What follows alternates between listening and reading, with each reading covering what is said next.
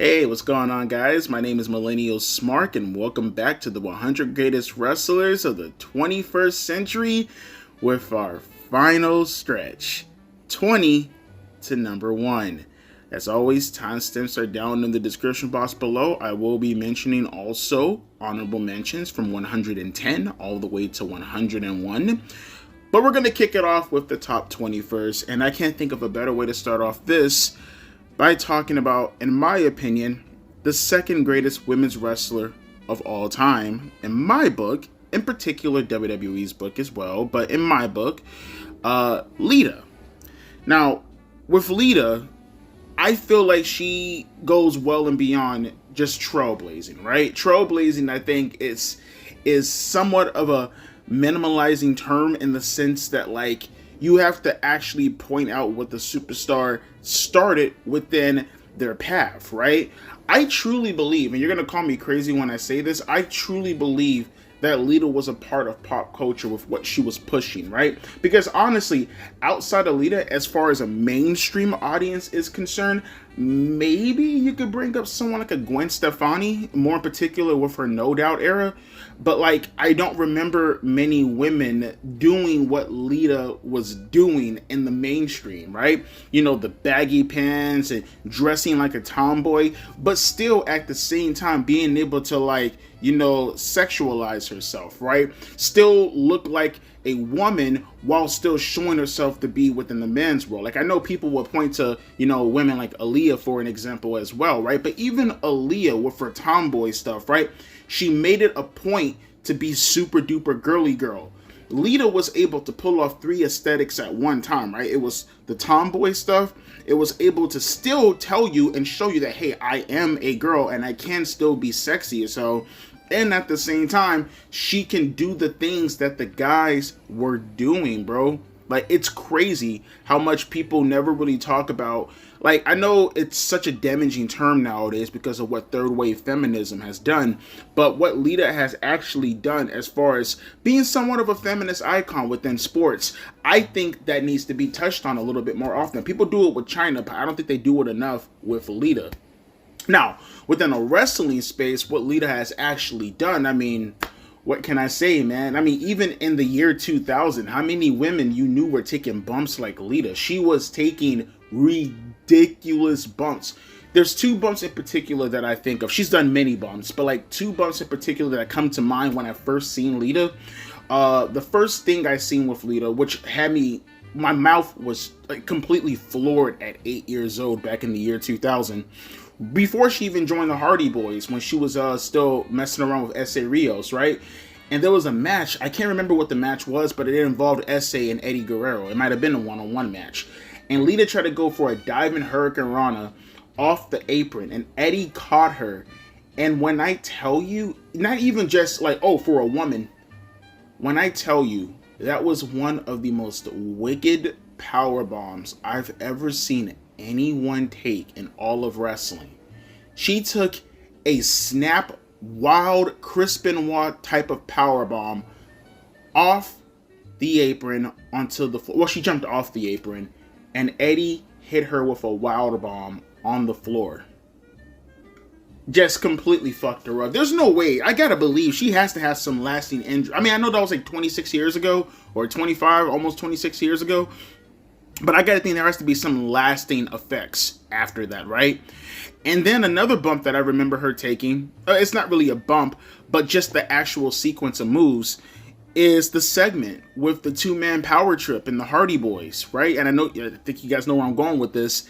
When Austin is beating the dog shit out of Matt and Jeff with the chair, right? Triple H is helping as well. And I can't remember what they did, but they attacked Lita, right? And then Lita went to go cover Matt because he's just taking these chair shots after chair shot after chair shot after chair shot from Austin.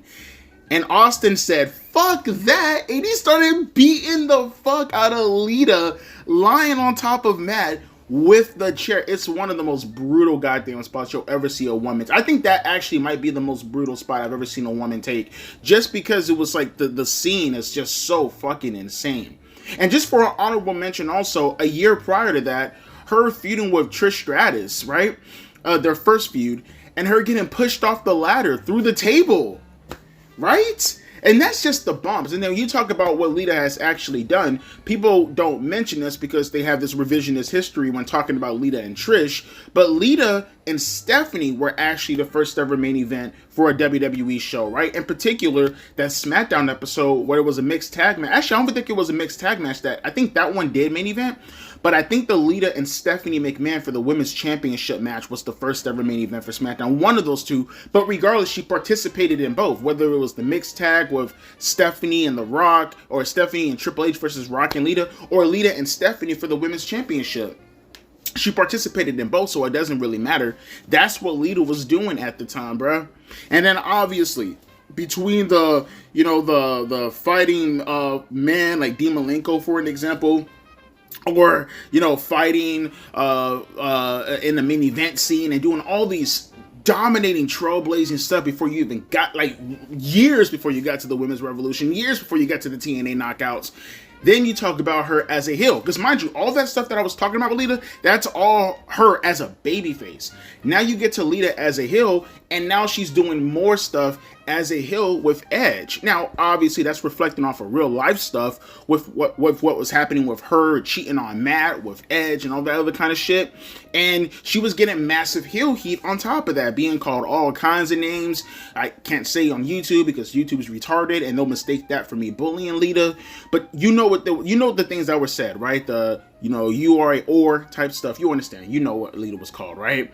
And then her participating, and actually no one talks about this as well. I will give Lita as much credit as I would give Edge as far as establishing John Cena as a main event guy, right? Like, John Cena was still not necessarily taken as seriously because remember, around that time frame, Batista was still held as the number one guy of all of WWE.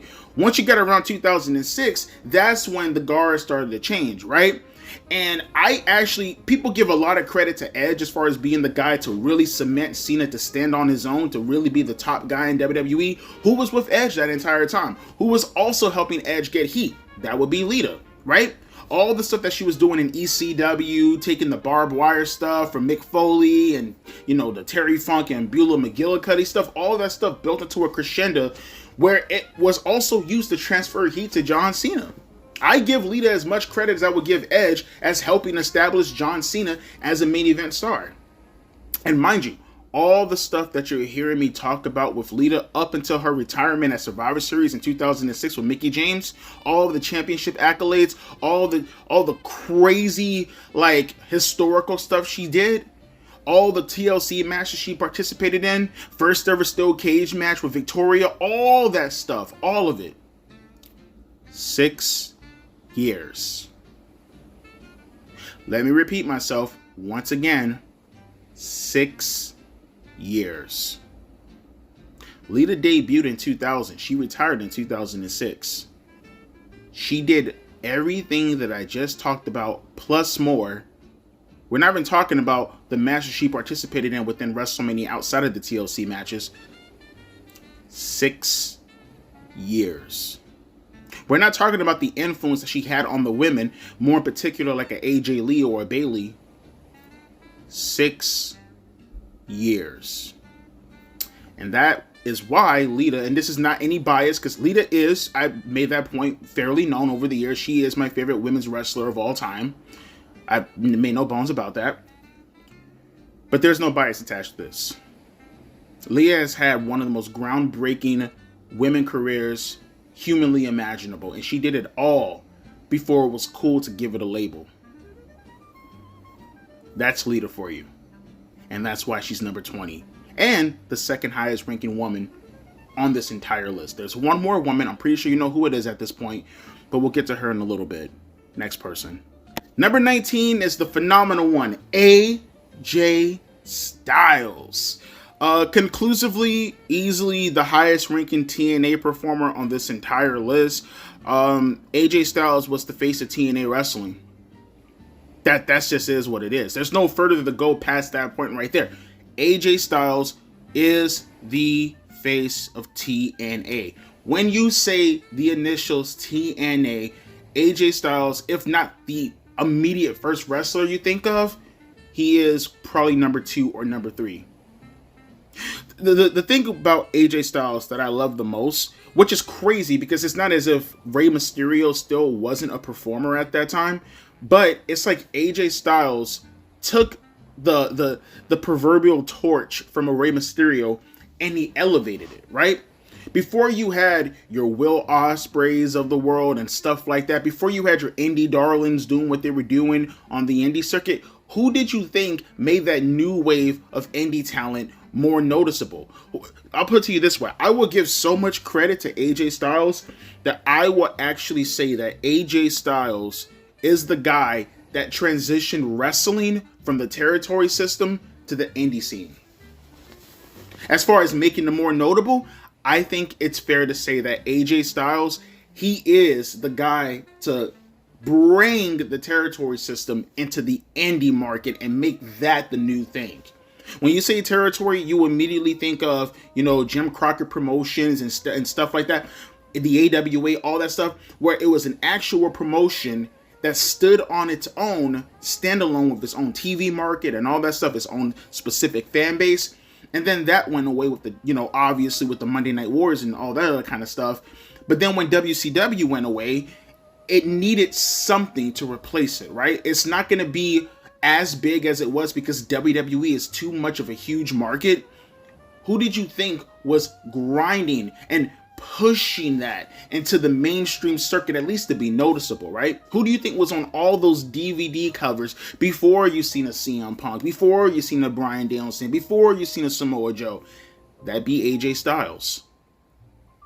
That'd be AJ Styles. Going all the way back to his WCW days, coming all the way forward to what he was doing directly after WWE. You see, for a long period of time, people talk about Sting and how he was always that guy who never signed with WWE. For the first 15 years of his mainstream career, maybe 16, if I think AJ Styles was with WCW in maybe 2000, I believe so. I could be wrong about that. But let's just say for the sake of argument, 15 years, right? Let's just say for the sake of argument, 15 years. For those first 15 years, he did not do anything WWE related.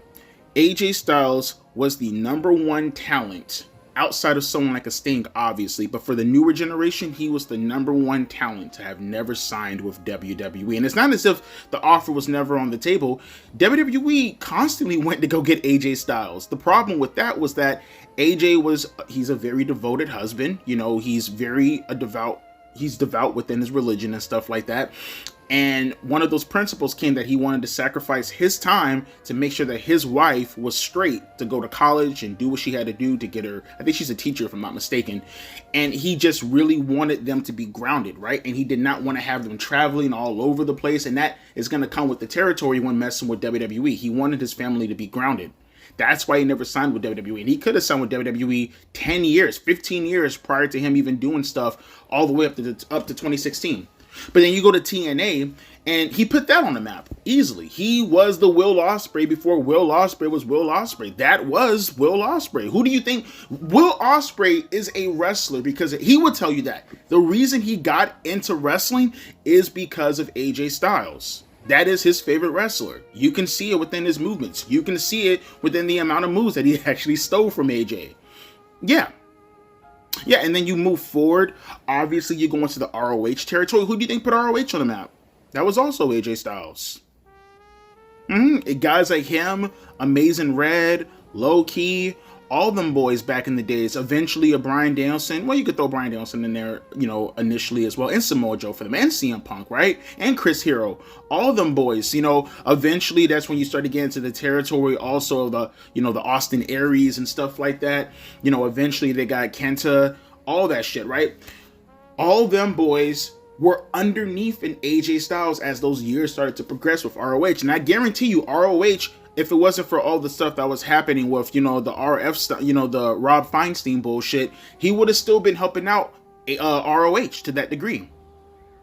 You see his career in New Japan Pro Wrestling when he revamped himself, all the stuff that he did for TNA, all the matches that he had, obviously the legendary triple threat match with Samoa Joe and Christopher Daniels, right? The people that he participated with, the amount of world championships and mid-card champ. He was the Shawn Michaels of TNA as well. And obviously, management and him didn't see eye to eye, and he eventually did show up in New Japan Pro Wrestling. And he revamped that as well by helping out grow the biggest stable probably since, like, I don't know, the NWO, arguably, with the Bullet Club. Whether you like them or whether you hate them, they were somewhat mainstream also with their apparel, which was constantly being worn by people who didn't even know that the Bullet Club was affiliated with professional wrestling. And mind you, this is everything not having to deal with WWE. Everything that I'm talking about has nothing to do with WWE, and that's what AJ Styles was a part of. And then you move even forward, he now finally, after so many years of every spot he ended up in, making it so much better, he finally ends up in WWE. And then he fucking explodes there too. Literally every championship on the main roster that you could think of, AJ Styles already won. He already accomplished. He actually, at this point in time, because he's retiring this year, I believe as far as a run, he has nearly had as much equal time in WWE as he has had in TNA. He wrestled from TNA from 2002 to like 2013, 2014? When it's all said and done with AJ Styles, if he ends up retiring in December like John Cena, he would have had as much time in WWE as he has had in TNA. Maybe a little bit more time in TNA, but not by much. Maybe a couple of months, maybe exactly a year. And look what he did for WWE as well. Look at the legendary matches he has had with the likes of a John Cena, for an example. That's just one. That's the kind of performer AJ Styles is. He put indie wrestling on his back and he brought it to a mainstream level, and he decided after so long to rely on his own name to make as much money as he can on his own name. Before he decided, okay, now I'm slowing down my style, no pun intended, let me show up in WWE and I can actually do some stuff over there as well. And that's what he did. He evolved as a performer. That's the type of performer AJ Styles is. And now that he's winding down his career, now that he's done so much for indie wrestling, done so much for TNA wrestling, even came back to TNA to get a huge pop a couple of months ago, he's now starting to go down his swan song. And it's just crazy to think that Buddy's been doing this every bit of close to 30 years. 30 years. And mind you, AJ Styles, he would tell you himself, he never grew up on professional wrestling. It was just an innate talent of his. It was his calling. And to see how many wrestlers he inspired, you can make a strong argument that it's AJ Styles. AJ Styles is the foundation. His style, no pun intended once again, is the foundation as to why AEW exists. The Bullet Club, AJ Styles. TNA, AJ Styles. ROH, AJ Styles. AEW, arguably, AJ Styles. And he hasn't even wrestled for the company. That's the type of performer AJ Styles is. Number 18 is Hiroshi Tanahashi. Now, I have to bring him up, even though some people may not. I'm pretty sure the audience that I'm talking to, you're very much familiar with Hiroshi Tanahashi. But it's more so because I think people don't remember, especially when you get around like the 2000s, there were not a lot of people who were clamoring to see New Japan Pro Wrestling. We're talking about, the days of like a Yuji Nagata, for an example, right? Or a Shinya Hashimoto, right? Before, we're talking about during that time. And mind you, this is not a knock on Hashimoto. This is isn't a knock on Nagata or anything like that, right? It's only and even, the Great Muta, right? Who was still going pretty strong around that time in the mid 2000s. It's not a knock on them as much as it's just reflecting on objectivity. When you look at Hiroshi Tanahashi, before his time, no one was looking at New Japan Pro Wrestling like that. You had to bring in stars like Brock Lesnar and Kurt Angle and, the Dudley Boys to even do something with them in the mid 2000s. They were screwed. They had no garnership or garner viewership from a mainstream American audience. And then Hiroshi Tanahashi came around. The John Cena of Japanese wrestling. That's who he was. And we can go up and down the, the matches that he had. Obviously when people talk about Hiroshi, you immediately go to Kazuchika Okada. That's probably the number one match you go to. Their match that they had at what was it, Wrestle Kingdom back in or was it yeah, I think it was Wrestle Kingdom back in 2012, 2013, around that time frame. Immediately people obviously they go to Kenny Omega. They go to Minoru Suzuki, obviously. They go to Naito. They go to Ishii. I think even even he had a match with Ibushi like 5 or 6 years ago, in one of the G1 climaxes. That's who he was. That's the kind of performer. And even then, he also no different than John Cena when he was going for the United States Championship in 2015. As a matter of fact, it might have actually been in 2015 before Shinsuke Nakamura came over to NXT like a year later. The stuff that he was doing with him to put the Intercontinental Championship, the New Japan the IWGP Intercontinental Championship, putting that in a focal spot. I can go on and on about the amount of, and I know people typically focus on that kind of stuff, but just to keep it into context, the amount of stuff that Hiroshi Tanahashi has done for New Japan Pro Wrestling to bringing it to a focal point where now you have indie wrestling fans who you had a subsection of them that was focusing on Japan and stuff like that, but we're talking about people who specifically focused on the things like the ROHs of the world, the Shikaras of the world, the Dragon Gate USAs of the world. That was their preferable thing to watch. And you ask some people who would now and then tune into New Japan Pro Wrestling, but I'm telling you, during that time frame with ROH in the late 2000s, when you had so many people who were killing it at the time, I talked about Austin Aries previously. Kenny Omega was messing around with them for a minute. Bryan Danielson was still there as well. Tyler Black, aka Seth Rollins, he was there as well. All those guys were killing it at that time frame around that 2008, 2007. You could throw in the Briscoe brothers as well. You could throw in the Kings of Wrestling, the Young Bucks when they were doing their thing coming up. Nobody was focusing on New Japan Pro Wrestling like that when talking about that niche audience outside of WWE. When you wanted to get your fix outside of WWE and TNA, that's what you went to. You did not focus on Japanese wrestling. And then out of nowhere, Okada and Nakamura and then Naito and Ishii and all these boys, the Golden Lovers, eventually when, Omega went over there to go team with Ibushi, who did you think was leading that pack? Hiroshi Tanahashi. He was, no pun intended, the ace. He was the number one guy. He was the guy who brought all that attention that was focused on this niche to a more mainstream appealing way. As mainstream as you could possibly get with New Japan Pro Wrestling. All you guys who watch New Japan nowadays, you don't even recognize. You only know what New Japan is because of the platform that it was given based on the work that Hiroshi Tanahashi and guys like Kazuchika Okada were doing back in the early 2010s. It was because of them that brought it to a mainstream light. Like I said, they did what any of the guys of the old heads back in the days, and this is not me talking about like a Misawa or a Kobashi or anything. This is not even a knock on them. I even feel like Hiroshi Tanahashi and guys like Okada brought it up even higher than what those guys were doing back in the 1980s, right? I would argue that they even did a grander job as far as being an influence. You can argue more than a Tiger Mask, even more than a Dynamite Kid, even more than a Stan Hansen in regards to bringing more eyes on that product. And then obviously, Hiroshi Tanahashi was doing some stuff here and there with ROH and TNA and stuff like that, eventually in AEW.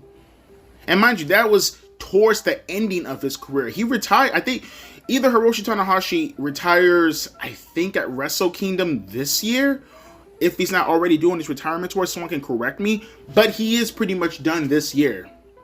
That's pretty much it. Add on to another as far as the pile of Ruthless Aggression era stars. I mean, obviously he wasn't in WWE, but he was within that era, the Ruthless Aggression era time frame, right? That's the kind of star that Hiroshi Tanahashi was. That's the kind of star that he is, and that's the kind of influence that he had on professional wrestling. And, like I said, every promotion gets covered. And Hiroshi's going to get covered as well because he is one of the biggest stars, probably, arguably, of the 2000s when it comes to Japanese pro wrestling. But you can probably throw him on that list just overall when it comes to professional wrestling. Number 17 is Jeff Hardy. What I used to call him back in the days, the Rainbow Hair Warrior. Yo, Jeff Hardy is just one of those guys where he just spans generations. Like, never mind the amount of titles that he had. I mean, goddamn, I think he actually won every WWE title you could possibly think of. The WWE Championship, the World Heavyweight Championship, the Intercontinental Championship, European Championship, Hardcore Championship, Light Heavyweight Championship, Cruiserweight Championship, Hardcore Championship, WWE Tag Team Champions, World Tag Team Champions, if you consider the WCW Championship, Tag Team Championships coming during the Invasion angle, the United States Championship. Jeff Hardy has won every single championship belt, period, point blank. Now, unfortunately, when you talk about Jeff Hardy, obviously his substance abuse battles get brought up, and I'm not going to sit here and pretend as if his substance abuse battles did not derail his career, because honestly, we should be talking about Jeff Hardy within the likes. People can call me crazy as much as they want to. You should be talking about Jeff Hardy no different as to how you talk about a Shawn Michaels, no different as to how you talk about a Bret Hart. But unfortunately, he always leveled himself out because of those substance abuse battles, right? And obviously, when you look at his latter stages of his career, you know, you're going to get some newer fans who are probably going to know who Jeff Hardy is, but then ask, why is he so high up on the list? That's the substance abuse battles that Jeff Hardy has unfortunately bestowed upon his life that has lowered his legacy to that level. But that does not take away from the fact that Jeff Hardy arguably is the most popular wrestler of all time. Easily the most popular wrestler of all time. I think arguably you can make a strong argument that he is one of the most well-known wrestlers within the millennial Generation Z. He's the most known wrestler. Easily. It's either him or John Cena. Take your pick, right? Those are the two most well-known superstars out of that millennial Gen Z era of professional wrestling fans. And that doesn't even take away from his influence going as far back as Generation X. What generation you think was watching in the late 90s and early 2000s like that? Millennials by that point in time were like in their teens and early 20s at best. Who do you think was watching? Who do you think the IWC was made of back in the late 90s and early 2000s? Generation X. Those people who were born in the 1970s and early 80s. What do you think Jeff Hardy was doing at the time?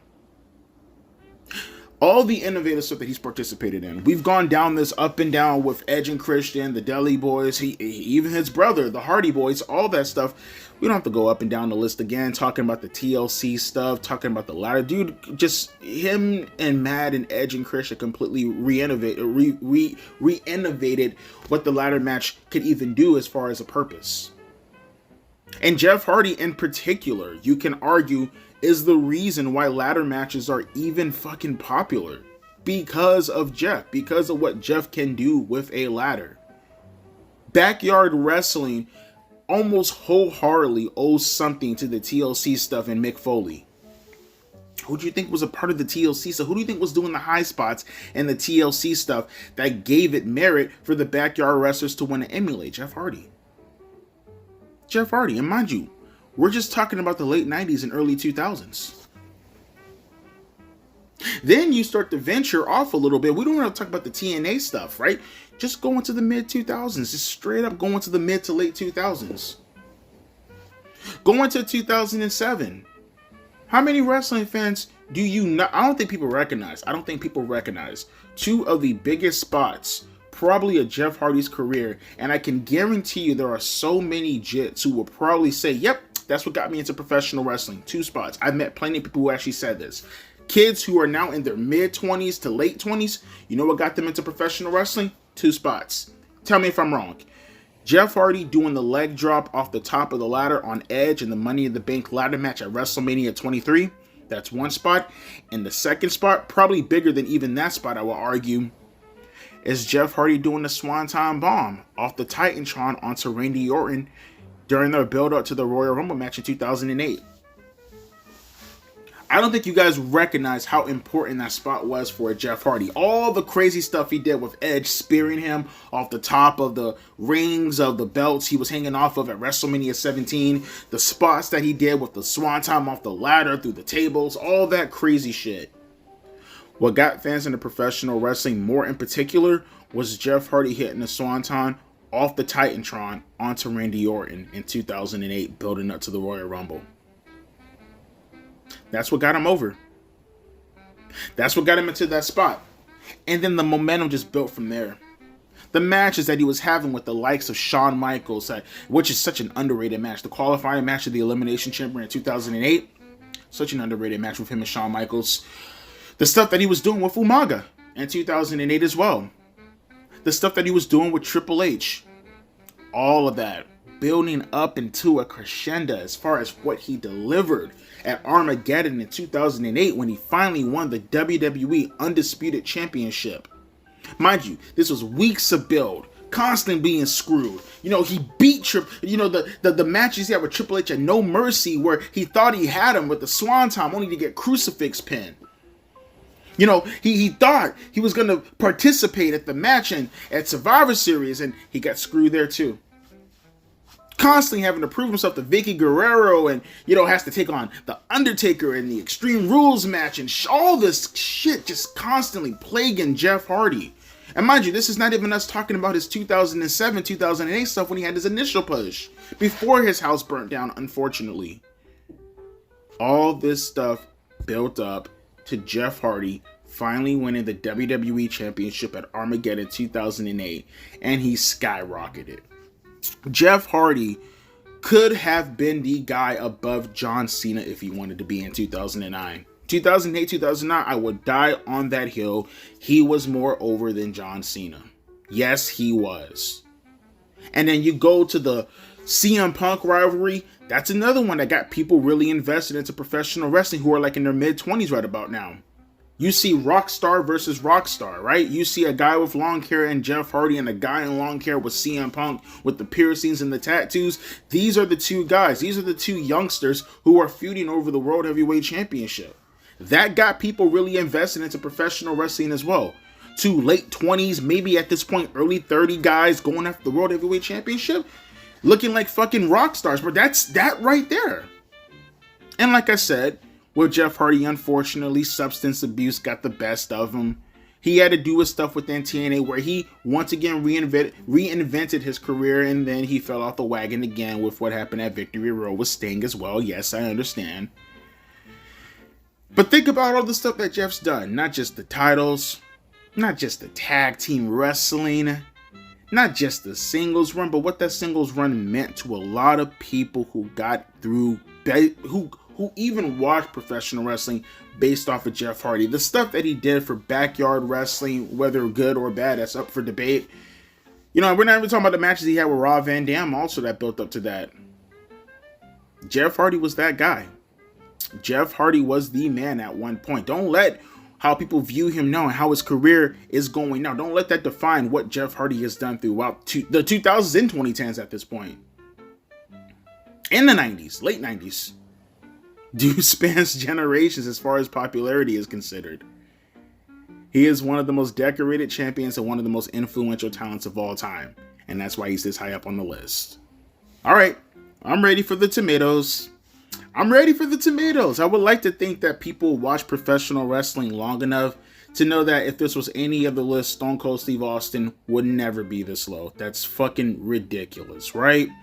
But notice the title. Once again, 100 Greatest Wrestlers of the 21st Century. The fact that Stone Cold Steve Austin is even on this list when he really only had a strong run for like about maybe the first 2 years? You can't even say 2002 because he walked out of the company in 2002. He only had maybe 3 or 4 matches, a handful of matches in 2003, and he left around WrestleMania time because he had to retire. I think it's incredible to think that Austin makes this list just strictly based off of The latter portions of 2000, because remember, after the car angle with Rikishi and Triple H, Austin didn't come back till Unforgiven in 2000. He didn't come back till September of 2000. That's when Austin came back. So we're primarily talking about September of 2000 or just 2000, September of 2000 to like what, June, May of 2002. That's what we're discussing right now. Austin made it all the way up to this portion of the list, number 16, based simply off of a 1.5-year run.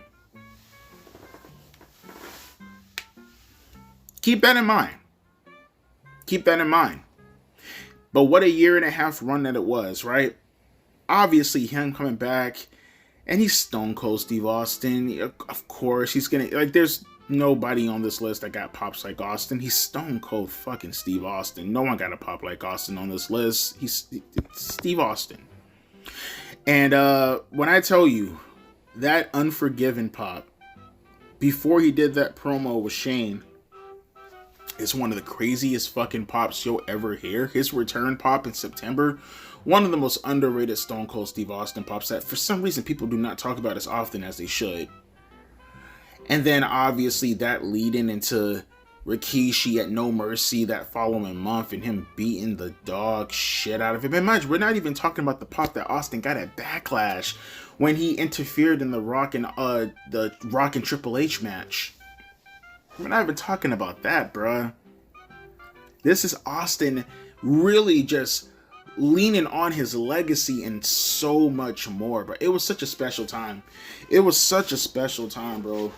To just see Austin come out and see all the fans stand up and just unanimously, it was such, he's that guy, bro. He's that guy where it's like, no matter what happens, there's nobody who can unify wrestling fans like a Stone Cold. So like, there's no one, there's nobody who could be as universally over and just get everybody together to pop for him. There's no such thing as a quiet Austin match.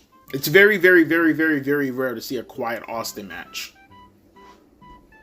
And what he did when he came back after the Rikishi stuff, immediately feuding with Triple H, right? They're on and off, rivalry that lasted for probably 3 years? You could even say, 4 years by that point if you want to go all the way back to him having the match with Hunter at Buried Alive in 1996. It finally climaxed. All the stuff that they were doing to each other finally climaxed and what I believe to be one of the greatest matches of all time, the 3 Stages of Hell match at No Way Out 2001.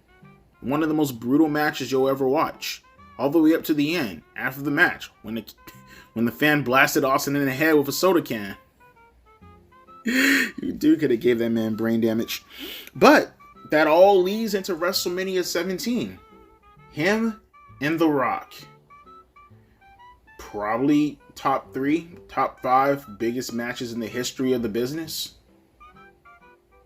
I think Jim Cornette said it best as well. Austin and Rock is maybe the biggest match in wrestling history. It could be an argued point, but for sure top 5, maybe for sure top 3 biggest matches in the history of the business. Didn't one time come off the turnbuckle. Yet they kept it exciting. This isn't like Rock and Hulk Hogan, right? No, they kept it exciting in ring throughout the entire match, not one time coming off the turnbuckle. And you can make a strong argument that after the match, that's what killed professional wrestling. Or at least at that point in time, that's when the lump appeared on the chest of professional wrestling when it got cancer. It's when Stone Cold Steve Austin shook Vince McMahon's hand. That's the heel turn heard around the world. Yes, you can make an argument that that's the handshake that influenced professional wrestling to get to where it's at right now as far as how much it downgraded. You can make a strong argument. But that just shows you how influential Stone Cold Steve Austin was as a babyface, where he can shake Vince McMahon's hand and you can pretty much start rolling the end credits for professional wrestling when it was at its height. To the degree that people debate whether or not the Attitude Era ended in 2002 or if it ended at a wrestler shaking the hand of his arch nemesis. And then obviously he had his run as a heel. I think in hindsight, I thought it was a fun. I thought it was a fun run. I think people's problem with Stone Cold Steve Austin was that it was such a departure from the stoic badass that would go around beating the shit out of people. Doesn't matter if you're a heel, doesn't matter if you were a babyface. If you stood in Austin's way, Stone Cold Steve Austin's gonna give you a Stone Cold Stunner, drink some beer, clink some beer cans together, and that's just all she wrote. And here you have this, well, my name is Stone Cold, I need Vince McMahon's approval. And that just rubbed people the wrong way, right? That just rubbed people. John Wayne, he joined the Indians type shit, right? John Wayne joined the Indians. That's how they looked at it. It just wasn't worth it anymore. People didn't watch professional wrestling at that time to keep up with professional wrestling. People watched professional wrestling to keep up with Stone Cold Steve Austin. And if you happen to see something on your way of keeping up with Stone Cold Steve Austin, then you happen to like it. But people kept up with wrestling in the late 90s because they wanted to see what Stone Cold Steve Austin was doing. And this is what he's portraying all of a sudden. They kept up with that character. This character is too much of a far departure, and it rubbed them the wrong way, and they left in droves. And like I said, in hindsight, I thought the Austin run was fun, but analytically, I can understand why it was so damaging to the company. I can understand why it was so damaging to the landscape of professional wrestling. Because it was his character trajectory as to where it got to, where it took the eye off the ball so much from the character developments that got people to relate to the Attitude Era, where they started to shift their focus elsewhere. And where did it go? It went to the in-ring stuff. And mind you, in the beginning, the in-ring stuff was fine because it wasn't really focused on like that beforehand. But now it has gotten out of control, and they've been focusing on it so much for the better part of 25 years. And it was all based off the detriment of Austin pretty much taking such a stark departure that no one really focused on character anymore. The people who did focus on character, they're gone now. And some of the people who do focus on character who are still around are now starting to transition into work rate marks, Meltzer fans, if you will, right? 5-star wrestling guys. And like I said, Austin did become a shell of his former self when you got to around the year 2002 when he finally turned back babyface, but it's over. The toothpaste is out of the tube. There's no going back inside there. And like I said, at this point in time, Austin is now a shell of his former self, and he knew it. He knew it as well. He knew that his creative did not feel the same as to how it felt back in 98 or 99. And it got him. It got to him to the point where he was literally turning down anything and everything that he felt did more damage to his character that has already been done. And he ended up taking his ball and going home. He was asked to do a job to Brock Lesnar in the early portions of the King of the Ring. And mind you, I absolutely side with Stone Cold Steve Austin. You save a match with Austin, and even if Lesnar at that point in time isn't the Lesnar that you see today, regardless, you knew what you were building Lesnar up to be. He main evented WrestleMania a fucking year later. You knew where you were going to get Lesnar to. That's the match that you do at a WrestleMania. You do not waste a Brock Lesnar Stone Cold Steve Austin match, not just in the King of the Ring. You couldn't even do it in the semifinals or the finals. You had to do it, I don't even know if it was in the quarterfinals. I think you were trying to get people initially into it. It could have been the quarterfinals, either the quarterfinals or right before the quarterfinals.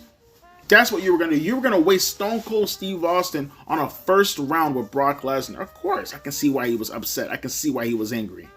You're using the guy who saved you to put over the new guy, when in reality, you should be using the guy who saved you as a way to pass the torch to the new guy, not as a transition. That's fucking retarded. I see where Austin is coming from, but he did business the wrong way. And it killed him. It killed the rest of his career, if you ask me. He came back in 2003, did a match with Eric Bischoff at No Way Out, got a lot of hype around it, but it wasn't the same. The wrestling landscape has now changed to the point that you can have Austin and Rock on a WrestleMania, and it's one of the lowest buy rate at the time when buy rates actually mattered. WrestleMania 19 is one of the lowest buy rated WrestleManias of all time. As a matter of fact, I think that year's Royal Rumble did more buy rates than WrestleMania that year. That's how low it was. That WrestleMania buy rate for 19, people talk about how it's one of the best WrestleManias. It is. WrestleMania 19 was a fun show. It's one of the lowest buy rated shows of all time for WrestleMania. And Austin and Rock was on that card. That just shows you how far they have gotten from the departure of Stone Cold Steve Austin when he was popular. But it doesn't take away from the impact that Stone Cold Steve Austin did provide for the 2000s. And I'll give him credit where credit is due, obviously. And if this was an overall list, like I did, I put him number 3 as the greatest wrestlers of all time because he's Stone Cold fucking Steve Austin. But, nevertheless, though, his impact, it greatly diminished when you got around this time frame. But a greatly diminished Stone Cold Steve Austin is still more over than 99.9% of the rest of your roster. So, take that for what you will. Number 15 on this list is CM Punk. Now, it goes to show, or it goes to say, it goes without saying, if you will, got my tongue twisted a little tiny bit, that CM Punk is obviously one of the most influential wrestlers of the 2010s. The bulk of his run, as far as people noticing a CM Punk, seeing a CM Punk, seeing his initial rise, and what that 2011 to 2014 run has done for his career as far as reaching him the legendary status. Like I've said in the past, and I'll continue saying that from the rooftops, I am not a fan of CM Punk from a personal standpoint. Never have, never will be. But as a wrestler, I will never take away from what CM Punk has done. Not just for the indie circuit, right? Obviously, when you go in the 2000s, immediately you look at the midwestern areas as far as some of the indie circuit at that time. I think what was it IWA or something like that he was wrestling with Chris Hero. That was one of the first ever. I think that was actually the first indie DVD I think I've ever bought. Was him and Chris Hero at that IWA show. I bought that DVD. My mom bought it for me from the flea market in like 2002, but they had their match in probably like a year prior in 2001. And then obviously you see the stuff that he did with ROH with the likes of a Samoa Joe. Their 3 matches is legendary as fuck, right? Those 3 matches is what got them noticed by the large majority of the IWC. And then he had his initial Summer of Punk stuff in ROH in 2005. Pretty much the same shit that he did in WWE. You know, I'm going to take the belt, go to WWE, yada yada this, yada yada that. And he showed up in ECW in 2006. He was promised to get the brand built around him by the likes of a Paul Heyman. But unfortunately, Vince McMahon disagreed. And he did relent to a degree where he initially gave him the ECW championship. But always remember, CM Punk was never supposed to be in the spot that he was. You know, evidently he got the World Heavyweight Championship after winning 2 Money in the Bank briefcases, right? It took 2 Money in the Bank briefcase shots to get him into a spot where he could be taken seriously as a World Heavyweight Champion. Because when he had his first initial run as World Heavyweight Champion, no one took him seriously. You know, he got kicked in the head by Randy Orton. He got sent packing down to the mid card. He got kicked in the head and immediately was teaming up with Kofi Kingston and shit. That's how much respect they have for CM Punk around that time frame. And he won his second Money in the Bank briefcase, and that's when he got taken to the stratosphere. Not close to the tippy top that he will end up being at, but to the stratosphere nonetheless when he feuded with the likes of a Jeff Hardy. That's what really put him on the map. And then he had his Straight Edge Society stuff. He started to dress and look more like Charles Manson, and he was running his gimmick and running all this like he was a cult leader. Long before you had Bray Wyatt, there was a CM Punk there, right? And eventually, yeah, it started to wind down and he started to do commentary and stuff like that while he recovered with his injuries. You know, people forget that he was the guy that was getting jumped initially by the Nexus. Him and Cena, that is. And eventually, CM Punk was fed up with it. He thought that he did everything that he could to put himself into a prime spot. He thought he proved his worth with his run with the World Heavyweight Championship in 2009. And he was just not given the respect that he thought he needed and what he deserved. And he let it be known in one of the greatest promos of all time, the Pipe Bomb in 2011. A whole new transition into a new field of professional wrestling when indie stars started to take over. You know, between that, Bryan Danielson winning the Money in the Bank, a little bit later on, eventually you got to the point where NXT is now a thing and they're now starting to take the spot as to where ROH originally was at. That's where CM Punk was at. He did the Pipe Bomb. That led to Money in the Bank in one of the greatest matches in wrestling history with him and John Cena over the World Heavyweight Championship. The match that changed the game forever. That whole Summer of Punk stuff brought in so many new wrestling fans. It just completely reshaped how professional wrestling was structured. And I do think that's the match That feud, that whole run is what changed the mind of Vince McMahon to focus on more smaller guys. It was CM Punk. It was CM Punk's initial run. That's what he did. And when you push a little bit more forward, when you start to go a little bit more, and yeah, mind you, CM Punk was never what you would conclude as the guy, obviously, because John Cena was always there, and that was Vince McMahon's main meal ticket, and rightfully so. I understand. You can make a point like CM Punk made when he was still friends with Colt Cabana when he was on his podcast that, hey, you never gave me the ball, you never gave me a chance, you never promoted me like you promoted John Cena, so therefore obviously Cena's always going to have high merch sales. Cena's always going to be that guy to do business massively and break records because all you do is promote John Cena. I had to get on my own. Everything that I had to do was basically strictly DIY. No pun intended to Johnny Gargano or Tommaso Ciampa, but real Punk-like-esque, no pun intended once again, DIY ethics. And I had to do it at the expense of selling out to the mainstream. But he did it. And he proved them right. And he did everything he could to make them look at him as they look at him right now. And you can say whether or not it paid off, because I don't think CM Punk thought it paid off. Evidently so when he left in 2014. He took his ball and he went home just like Stone Cold Steve Austin. And people will still chant his name that entire time. Whenever something went bad, you immediately started to chant CM Punk. Because you hated WWE and you felt the best way to stick it to them was to use the guy who metaphorically did the same thing you did backstage, which was to chant CM Punk's name over and over and over. Whenever something went awry in the ring, you immediately went to CM Punk's name. And he heard your names and he eventually came back. For whatever reason, he came back in 2021. Initially in 2020, but we don't talk about the Fox stuff. We talk about 2021 when he initially came back to AEW, as he likes to claim his return to professional wrestling after being gone at that point for 16 years. His claim, not mine. Stupid as it. I get it. I understand when he's trying to take a shot at WWE at that point in time.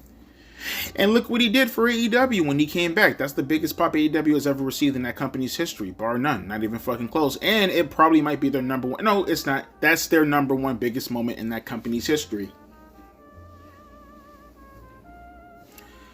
Made that company well more known than it would have been ever prior to that. And he did business. Now you could say all the controversy that's around CM Punk. You can add that into the influence as well, right? You talk about the stuff that happened with him and Heyman Adam Page, the stuff that eventually bled into the EVPs of the world and what ended up being Brawl Out, right? All that stuff. I get it, obviously, right? And then that led to the following year where CM Punk was being more of a nuisance, quote unquote, and he was still stirring up troubles backstage with the likes of a Christopher Daniels or Ryan Nemeth or Jack Perry or any of those guys, right? Still riling up everybody, and it was breaking news. It's arguably how my channel got discovered because I talked about the situation so much at the time, right? Was getting shit tons of views because of that at the time on my old channel. Yeah. And eventually he showed back up after all the stuff that happened, had another brawl in, came back to WWE in 2023, and how many superstars can you say had two of the biggest pops of the entire decade? Because that's what CM Punk did. Biggest pop in 2021, biggest pop in 2023. When you talk about the biggest pops of the decade, those are the first places that you go to, and CM Punk is involved in both of them. Now, you could say you have mixed reactions as far as his run has been in WWE since 2023, but the dude is still popular. The dude is still over. Right now, he's the world champion. There's a good shot he's going to main event WrestleMania once again, coming up this, well, I guess we're in 2026 now, coming up this year. That was built off of what CM Punk has done for the better part of what, at this point, 20 years in the mainstream light of professional wrestling. Dude has done it all. Dude has gotten over. Dude has pushed a stamp of approval on his career. There's a lot of wrestling fans who watch wrestling because of a CM Punk. There are a lot of wrestling fans who came back to wrestling because of a CM Punk. Like I said, from a personal standpoint, I don't have to like him to acknowledge all the things that he's done. I don't have to like him to acknowledge what he's done for professional wrestling. And I don't have to like him to understand the massive amount of influence he has had as far as having smaller wrestlers or indie wrestlers be taken more seriously, or the wrestlers that he brought into the business, like the likes of his daughters, if you will, right? Like the likes of plenty of wrestlers who are now in their 20s who want to be like a CM Punk. Influence matters, credibility matters, and that's what CM Punk has done in the 21st century. All that matters. Number 14, you think you know him, but do you really? Edge. Oh boy. Now, Edge is another one like a Jeff Hardy where he spans generations after generations of what he actually has done. But I feel like even more so than a Jeff Hardy, I feel like Edge is a little bit more intricate compared to what he actually has done compared to his, like, you know, I'm trying to say compared to his contemporaries. Like, you could say Jeff Hardy was more popular, understandable, but to what degree as far as long lasting, right? Obviously. What I mean by that is Edge started off in 1998 in WWE, that is. Obviously he toured the indie circuit and all that stuff, obviously prior to that in Toronto, and like, obviously around Canada in general. But I mean in the sense of like, that's when Edge got it started, right? Edge got in front of an audience while Jeff Hardy and Matt Hardy were still jobbers, while the Dudley Boys were still wrestling in bingo halls, right? That's when Edge, even before Christian, who was still touring a little tiny bit before he came to WWE months after Edge. And mind you, this is Edge, prior to that was in WCW for a little bit, that's when he was actually a jobber to the stars, if you will, right? I think that's what Damon Stryker or whatever? Something like that. But eventually, we talk about Edge in the 2000s when he's already teaming up with Christian. We already made history with the Hardy Boys. Last time talking about this, because he's the highest person from that TLC saga that's on this list, right? But the amount of work that he has done with Christian to establish himself as one of the greatest tag team workers of all time already before hitting it off in his singles career is monumental. It is crazy, right? All the stuff, the TLC, the ladders, all that shit, the steel cage matches with the likes of the Hardy Boys, all of that good shit. The amount of tag team championship belts he won within the year time frame with Edge and Christian, all that fucking awesome shit. Now we talk about Edge when he initially wins the King of the Ring tournament. Right, he is already being designated as the guy. And who was the last person he ended up beating? That's right, Kurt Angle. What the hell, but Shane McMahon? Shut up. He's the King of the Ring because he ended up beating Kurt Angle. At that point in time, a former WWE champion, a former Intercontinental champion, former European champion, eventually go win the Hardcore Championship, and eventually win even multiple time World Championships, World Heavyweight and WWE Championship, and the former King of the Ring a year prior. That's who Edge defeated at that point in time. The number one guy arguably in that entire space at that point was Kurt Angle from an overall talent standpoint. That's who they used to build Edge with. And then what did Edge do directly after winning the King of the Ring? He's the Intercontinental Champion. That's Edge. Eventually unifying the belts as a former United States Champion when he beat Test. That's Edge. Eventually going on to be a part of one of the most influential groups in that company's history, the SmackDown 6, with Rey Mysterio, with Chris Benoit, with Kurt Angle, with Eddie Guerrero, and with the guy who we don't name because we don't want to have his name tarnished all the Chavo Guerrero. Fuck my life. Still think RVD or Jericho should have been a part of that. But whatever though. You get the gist. And he's been having 5-star classics all throughout SmackDown on television. Once again, reinventing how television matches should be watched. Go watch his match with Kurt Angle in the steel cage. Go watch his match with Jericho. Go watch his match with Eddie in the no disqualification match. Go watch his 2 out of 3 falls match with Kurt Angle and Chris Benoit along with Rey Mysterio. Go watch the Fatal 4-Way Elimination match with him and Rey and him and Eddie and Kurt and Benoit, when it ended up being him and Angle as the final 2. Edge was already going to be anointed that guy. He already had his match with Brock Lesnar and Paul Heyman in the handicap match at one of those Australian shows or UK shows in 2002 when he fought for the WWE Championship. They already had Edge marked as the guy. And then he had his neck injury and had to bow out throughout the rest of 2003 for the most part and came back in 2004. And look what he did when he initially came back. Right? They tried to put him initially to feud with Evolution. And eventually he took the Intercontinental Championship from Randy Orton.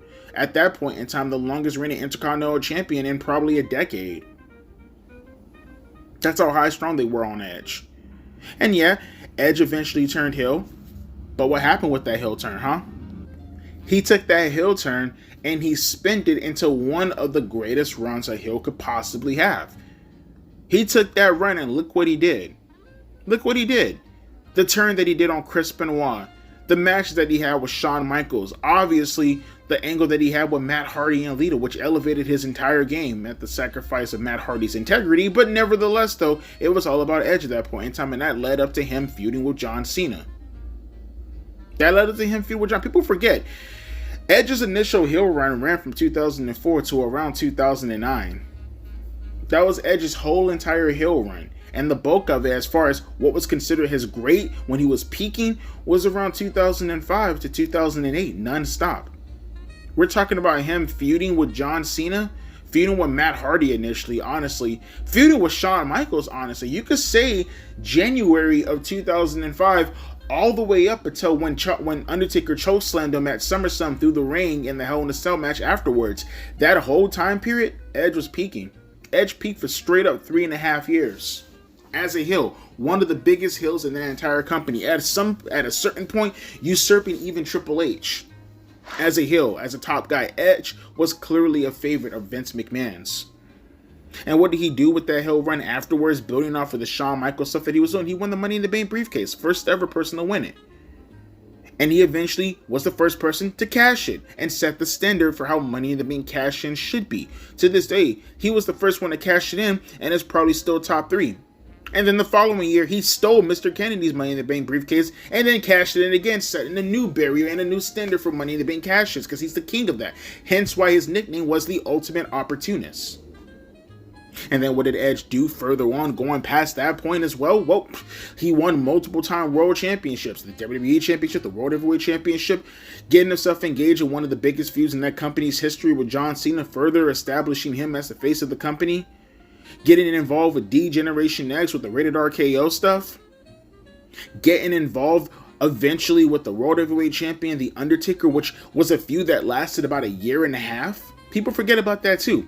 Edge's feud with The Undertaker started right when he attacked him after the steel cage match with Batista, when he cashed in that stolen Money in the Bank briefcase from Mr. Kennedy. And that feud lasted all the way up until SummerSlam in 2008, the following year. We're talking about from May of 2007 to August of 2008. People forget about that. Just because Edge was out for a little bit in between those times, and because the bulk of their feud stems off of Survivor Series in 2007 when he returned and attacked Undertaker and cost him the championship against Batista, don't get it twisted. All that stuff led up until him and Undertaker having their final match at SummerSlam. And you can argue by that point in time, at SummerSlam 2008, that's when peak Edge started to decline a little bit. And even a peaking Edge declining still. We're talking about him feuding with the likes of John Cena even further. Right? Getting into feuds with Jeff Hardy and Triple H and all that other kind of shit. That's helping put over CM Punk by pretty much dropping the belt to him. Yeah, that's what Edge was doing. Fully establishing that he was going to be a guy that was going to... Because remember, people forget about this too. Before his Achilles tendon stuff, Jericho only started because of Edge, having the injury and letting Big Show take over for him to become the tag team champions. Right? People forget about that. And he came back and he feuded with Chris Jericho going into WrestleMania. And like I said, he was a shell of his former self throughout the 2010, right? And he retired eventually against Alberto Del Rio at WrestleMania 27 as World Heavyweight Champion in the opener. Stupid decisions are stupid decisions, but it's stupid decisions that still ended up bettering out and favoring Edge. And he came back in 2000. He once again reinvented himself throughout the 2000s and 20s, making himself available to a new audience in the newer generation, eventually joining AEW. And on top of that, starting an influential stable within the Judgment Day, which is still going strong today, pumping out talents left and right. Former world champions, former Intercontinental champions, former multiple-time tag team women and single champions, and former... That's who Edge is. That's the standard that he made for him and for the people that were involved with him. That's who he established going forward throughout generations of talents. That's who Edge was as a talent. And now he's in AEW. Making the most out of what one would assume is twilight of his career, right? And mind you, The stuff that we're talking about with Edge right now, this is now, because it's 2026, 14 years removed from when he was inducted into the Hall of Fame in 2012. That's the type of talent that Edge is. And that's why he's so high up on the list. I could talk about his influence as far as bringing in fans as well, but I think that speaks better for itself rather than me actually talking about it. Number 13, because like I said, I can't be biased here. Objectively, maybe, no, there is no maybe. I think this is pretty much at a standard. You can argue between him and Tanahashi, but I think that Kazuchika Okada is the greatest Japanese wrestler of the 21st century. Or at the least the most widely known, most popular overall star of the 21st century. Never mind the influences that he had on AEW. Never mind the amount of matches. The same opponents that Tanahashi faced, he faced as well, right? I mean, you could throw in Shibata as well, the wrestler, but that's who he actually wrestled as well as a Hiroshi Tanahashi. I mean, you could throw in a Will Ospreay as well too. But just the amount of classes, the amount of times, I think for me, that was around the time frame where you get around that 2016, 2017 frame when I really started to not really care too much about the in-ring stuff, and I wanted to get back into focus when I started to focus on the character-centric stuff. I think when you look at what Okada was doing at that time frame when I started to fall out with it, the fact that I wasn't even keeping up with indie wrestling like that, the fact that I wasn't keeping up with Japanese wrestling like that, but every time I turn the fuck around, somebody is talking about Okada, no matter what, to the degree where I will say that Okada even overshadowed what the indie stuff was doing at that time, and he was wrestling in Japan. He was for a time frame, people talk about Tanahashi being the John Cena of New Japan Pro Wrestling. It's even crazier to think that Okada was at one point the Randy Orton of New Japan Pro Wrestling and eventually evolved into the John Cena of professional wrestling when he took that torch, when he took that baton from Hiroshi, and he had to lead the way. And what a way to lead it, right? We're talking about a guy who took what Hiroshi Tanahashi built as a foundation for wrestling fans all around the world to focus on, and then elevating it even more to the degree where you have AEW partnering up with New Japan Pro Wrestling and doing stuff with them because of what he did to help build that bridge. And we're not even talking about just the on-screen stuff. We're talking about the partnerships with Hiroshi Tanahashi as the president of New Japan Pro Wrestling, also bridging that gap even more to the degree where it was just like saying, fuck it, they're just going to sign onto a multi-million-dollar deal in AEW.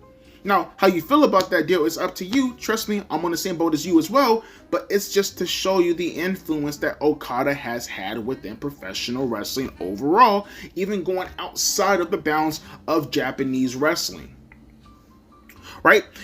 Even, I would go as far as to say, when focusing Okada, I would go as far as to say that they needed someone like an Okada, only from the standpoint that when Hiroshi Tanahashi was that top guy, God forbid anything would have happened to him, no one was really prepared for that spot to take the battalion from Hiroshi Tanahashi to continue what he did, then on Okada.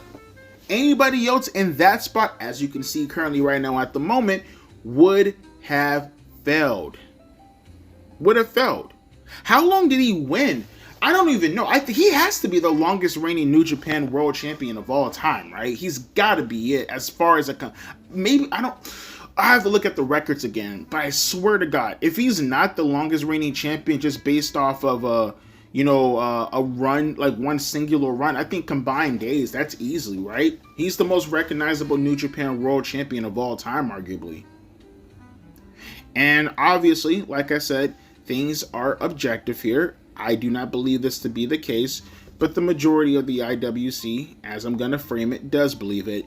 Him and Kenny Omega had what they believe to be the greatest wrestling match of all time. Again, that's not me, but that's what people like to say.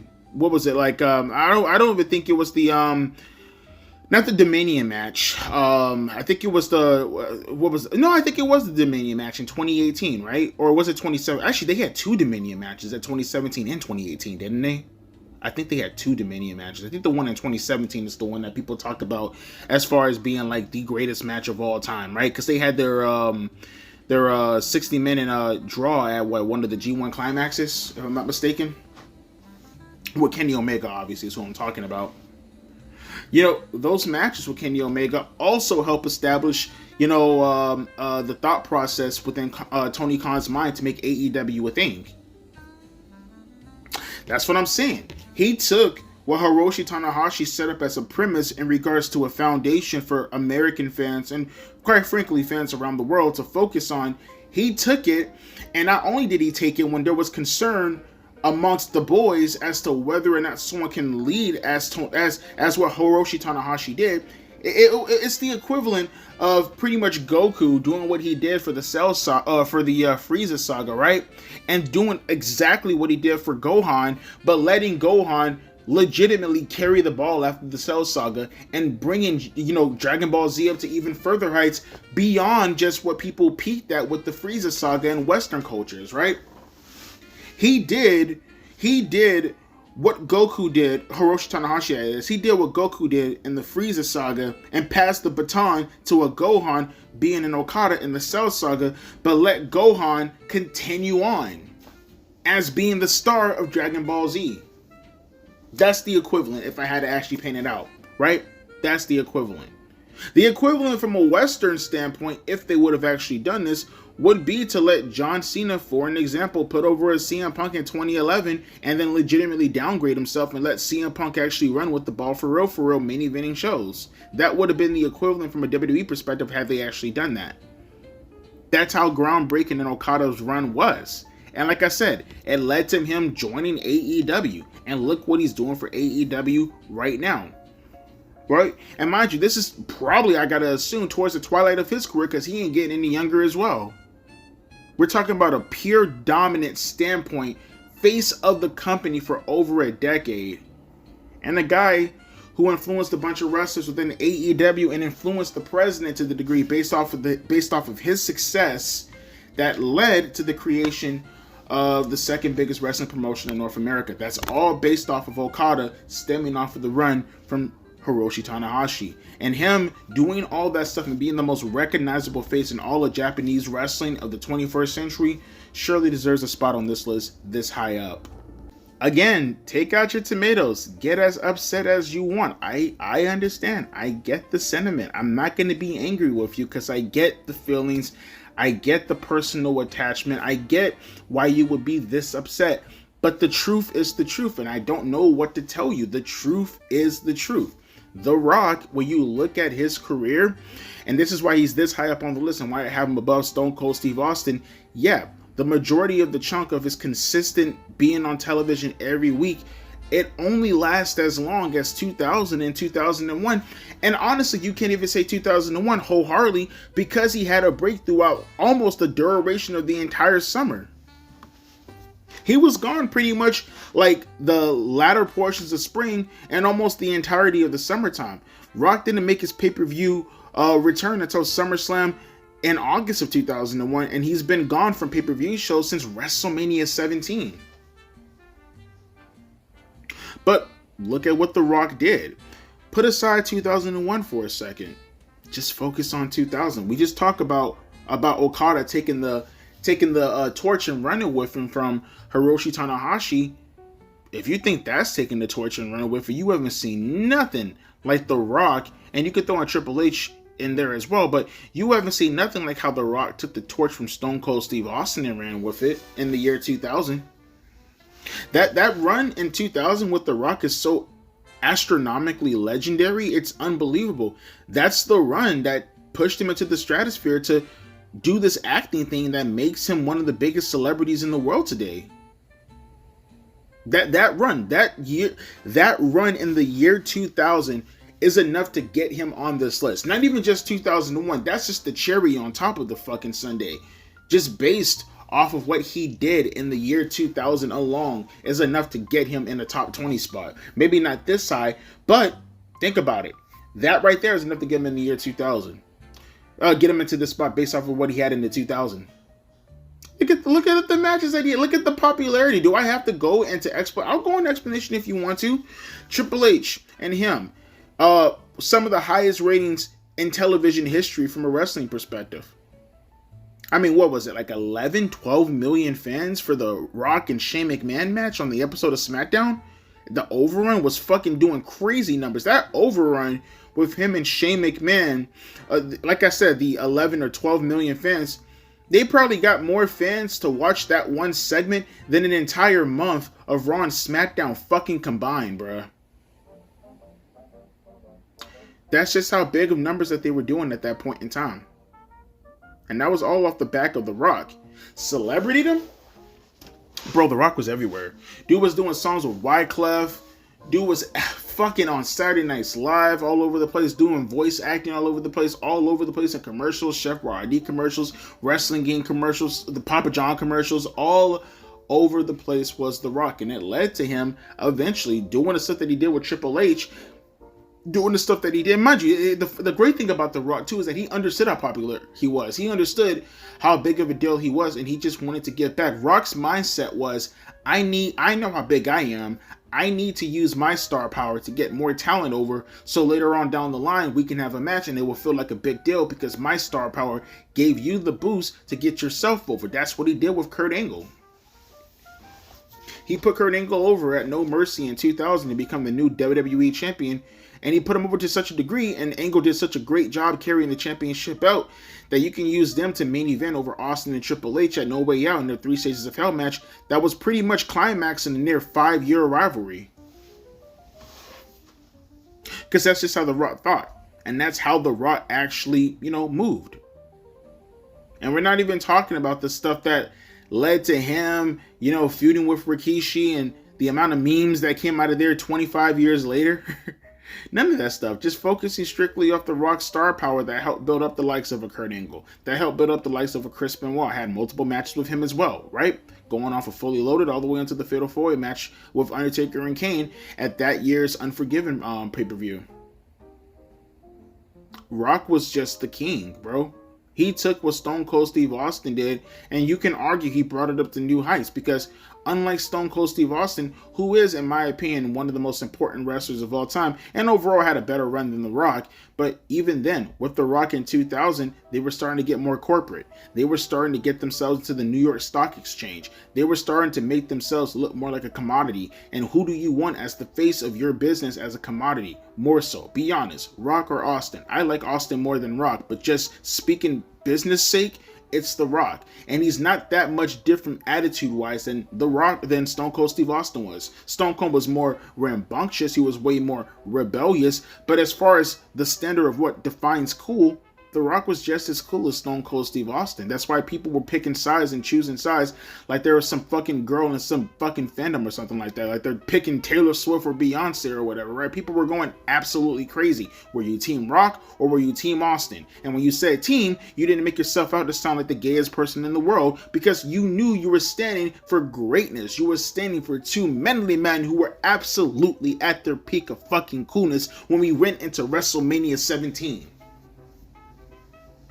Look at The Rock. Look at the pop The Rock got when he returned before SummerSlam, when he took that little bit of hiatus to go film The Mummy. Look at the pop that he got when he returned. One of the craziest pop in television history. When he laid out Shane McMahon and he laid out Vince McMahon and he cut that promo saying The Rock has come back home to the WWF. Craziest pop ever, man. And just that run was so magical in the year 2000, and what it did for his career, what it did for Hollywood in general, all of that to just lead directly into what The Rock was doing afterwards, where he can legitimately demand whenever time he wants to show up on television. Right now we go into 2002. And dude did business the right way, right? He eventually won the Undisputed Championship in the all-time great triple threat match with Undertaker and Kurt Angle at Vengeance I said 2002 already, but you get what I'm saying, at Vengeance 2002, right? That led, mind you, we're not even talking about him also helped elevating the likes of a Chris Jericho, because he did that as well. Elevate to the point where Jericho's the first ever Undisputed Champion. I mean, it's never been said before, but I'm telling you right now, Jericho's the first ever undisputed champion. We'll get to him a little bit later, though. Don't worry. He's on this list. Absolutely. More soon than you think, actually. But look at what The Rock did outside of just that. Look who else he put over. A Brock Lesnar at SummerSlam. Right? Mind you, he took all that heat that he garnered off of Hulk Hogan and just shot him up even exponentially higher coming out of WrestleMania X8. And he used all that heat, used all his money star, commercial appeal to help put over Brock Lesnar. And look at Brock Lesnar today. That's because of The Rock and what he did to help. And then he came back as Hollywood Rock in 2003. One of the greatest heel runs of all time. One of the most successful, funny, appealing heel runs that the company has ever seen. And he took off again, helped out a little bit in 2004 with the Mick Foley Evolution rivalry, and he was gone for about 7 years. And he came back in 2011, changed the game again. I think, I gotta look it up, but I think the 2011 Raw episode is one of the highest viewership numbers of the entire decade, if I'm not mistaken. Like, it did a crazy fucking number at that time, like 5 or 6 million views or something like that from an overall viewership standpoint in 2011, when the average was like, 3 million at that time? Think about that. The average is still probably peak numbers to what WWE was getting. What WWE would get nowadays, that was their average, probably even their low. That's how far we gotten from professional wrestling. But look what he did when he eventually wrestled John Cena at WrestleMania 28. Broke records. Once again, he broke records just being a guest star on 27, but broke even more records. The highest grossing WrestleMania was it like the top 2 or top 3 of all time? Adjusting for inflation, obviously. Yeah, that's The Rock and John Cena. And mind you, they didn't have to use this manipulative game or WWE hiking up prices and lesser people buying the tickets, and therefore, because the prices are so high, you can say, hey, look. No. John Cena and The Rock at WrestleMania X8, you sold tickets for $30 and so many, I'm just giving an example. You sold tickets for $30 and so many people bought those tickets, it's the equivalent to you selling $600 and a couple of thousand people buying tickets this year. They didn't have to go off of the mirage of ticket sales based off of per person. No, they actually just sold tickets. And they did it again the following year at WrestleMania 28. Once in a lifetime became twice in a lifetime, but still, they did it, right? And then obviously you go in recent memory to Rock now showing himself in a new generation. People forget The Rock was like, he won the WWE Championship in 99, won the WWE Championship in 2000, 01, and 02, or had the championships around that time frame. Won the championship again, I believe, in the 2010s when he beat CM Punk for it in 2013. Yeah, how many people can say they won championship belts in all 3 decades? As a matter of fact, noticing all that, and then he main evented also in that tag team match at WrestleMania last year. Rock main evented in every WrestleMania in all the decades. He main evented against Austin at WrestleMania 15 and 99. He main evented every WrestleMania he participated in the 2000s, except for 2003 and 2002, right? Or I guess just 01 and 2000. He main evented in the 2010s WrestleMania at 2012 and 2013 with Cena, and he main evented this decade as well with Seth Rollins and Cody Rhodes and Roman Reigns. I mean, maybe The Undertaker, I got to think about that, but aside from maybe The Undertaker, The Rock can say he main evented in all the WrestleManias as well in each decade, or main evented in a WrestleMania in each decade since he started. And mind you, he became a WWE champion probably the fastest since a person started training to wrestle. I mean, he debuted in WWE in 1996 at Survivor Series and won the championship and was the face of the company by 2 years later at Survivor Series? And that's just the 90s. We're focusing on the 2000s. That's what The Rock has done. And yeah, I have him relatively high because look what he did. But at the same time, people may argue I have him relatively low because he's the fucking Rock. Trust me, other people have done more in their careers as the list starts to go more on forward, obviously. Number 11, the Ayatollah of rock and roller, the sexy beast, baby. the king of his world, Y2J. The reason I'm watching you right now, my favorite wrestler of all time, Chris motherfucking Jericho. Now, there are multiple reasons why. We can point out why Jericho is one of the greatest of the 2000s. I think the number one thing to focus on when you talk about consistency and how long Jericho has been around, and then you look at the evolution of his characters, I think it's fair to say, and mind you, we're talking about overall, we're not talking about one instance here and one instance there, or, 1 year here or 1 year there. We're talking about consistency. I think there is a strong case to be made when talking about 2000 to 2025. There's a strong case to be made that Jericho is the best talker of the entire business. From a microphone standpoint, mic work, Jericho might be the best microphone worker of the last 25 years when you take everything into its totality. Devontae, you're jizzing him right now. Can you argue with me? You can argue MJF is better right now, but MJF's been around for 6 years? You can argue Kurt Angle, okay, but Kurt Angle, how consistent was he? Compared to Jericho? The Rock? Objectively a better mic talker. Stone Cold Steve Austin, objectively a better mic talker, at least more charismatic, but I'm saying, how long did they do it compared to Jericho? Consistently. I thought so.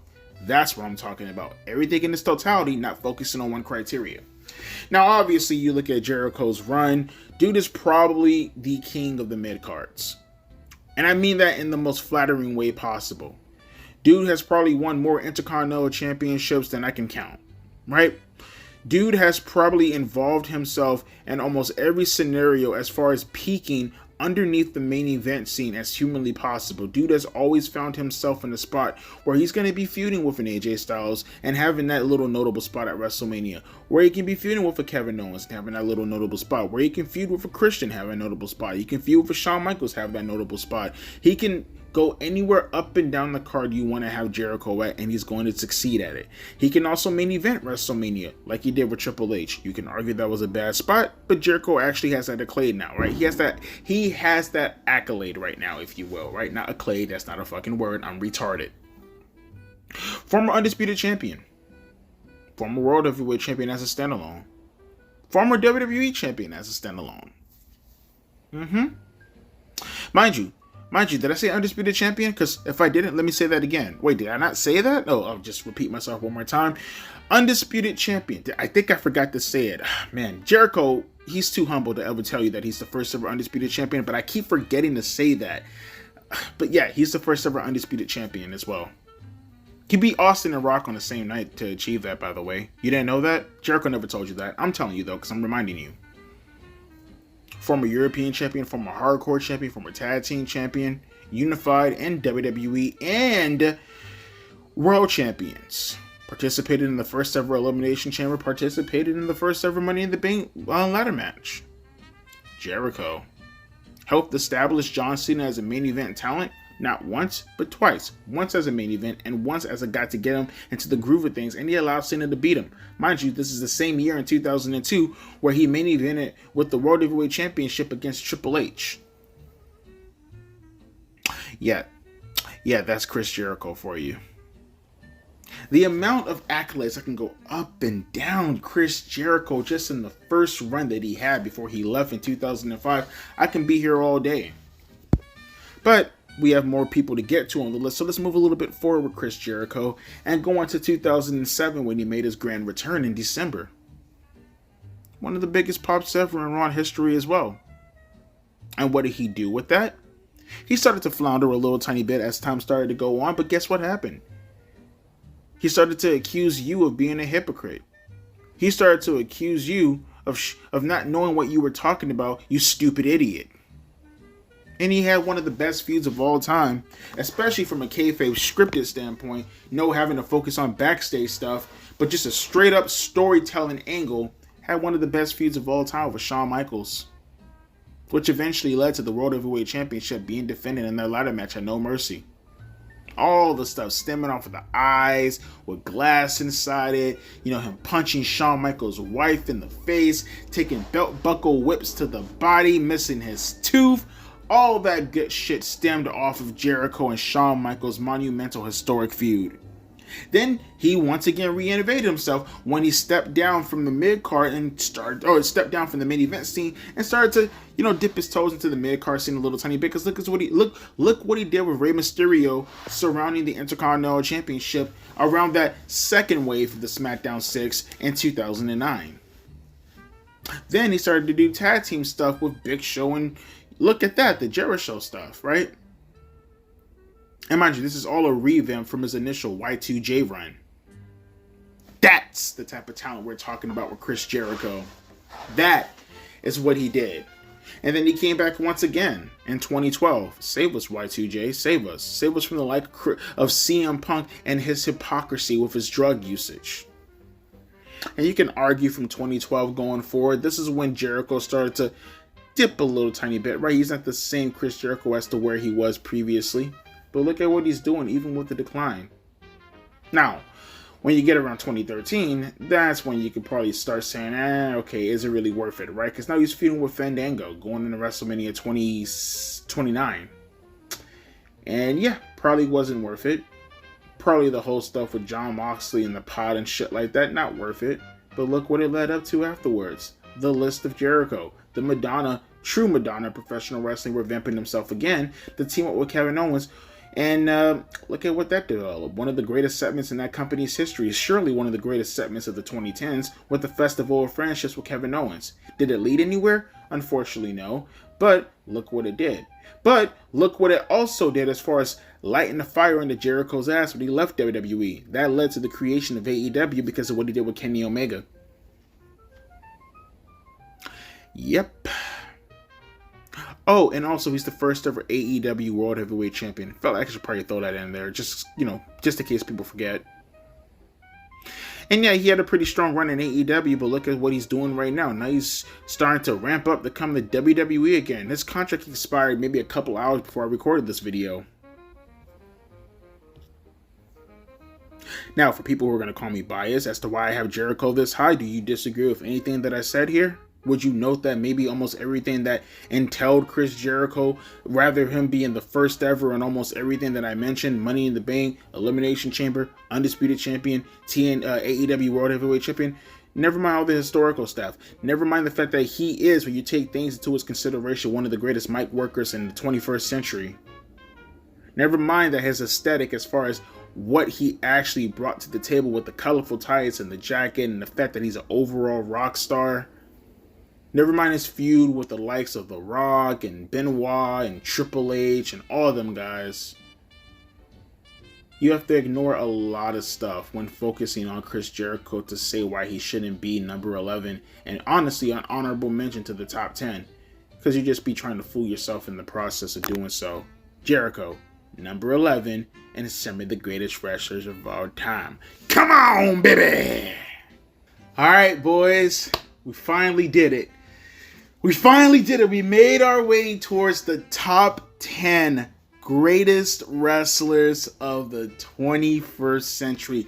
And honestly, I don't see how anyone can argue with this. I think, honestly, when looking at influence and looking at what these guys have done for the business, this is truly the top 10 greatest wrestlers of the 21st century. I find it very hard to argue with this compared to everybody underneath them, right? Number 10. And who I believe the greatest woman of the 21st century, probably one of the greatest women wrestlers in the history of the business when you take everything into its totality, Trish Stratus. Never has a name in professional wrestling been as revered as Trish Stratus. Not even just talking about what she's done for women's wrestling overall, she is arguably the Stone Cold Steve Austin, The Rock, the Hulk Hogan, the Bruno Sammartino, the John Cena, the Roman Reigns. That's who Trish Stratus is overall to women's wrestling. I think literally like 90% of the women's roster today has gotten into professional wrestling because of Trish Stratus, right? Especially those who are around like, their late 20s, early 30s going forward. All of them came into professional wrestling primarily through a Trish Stratus. How she carried herself, the star appeal, how she is the quintessential, if you just work hard enough, you'll eventually get to whatever you're trying to get to. It's crazy to look at how Trish Stratus started. People forget. Maybe some of you forget, I don't know. But it's crazy to think that Trish Stratus actually started as a valet with Test and Albert, TNA, right? That's how she started. And eventually she started to manage Val Venus. And you look at what she's done. Now, she's taken plenty of bumps, right? Most notably from Bubba Ray at Backlash in 2001, right? She took Backlash 2000. When she took the spot off the turnbuckle, the Bubba Bomb through the table. That's how she got her initial start. That's how Trish Stratus took her initial bumps. And look how good of a heel she was, right?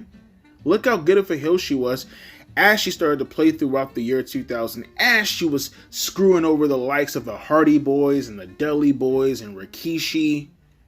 Look what that led up to as far as her magnum opus as a heel when she started to have her entanglement with Vince McMahon.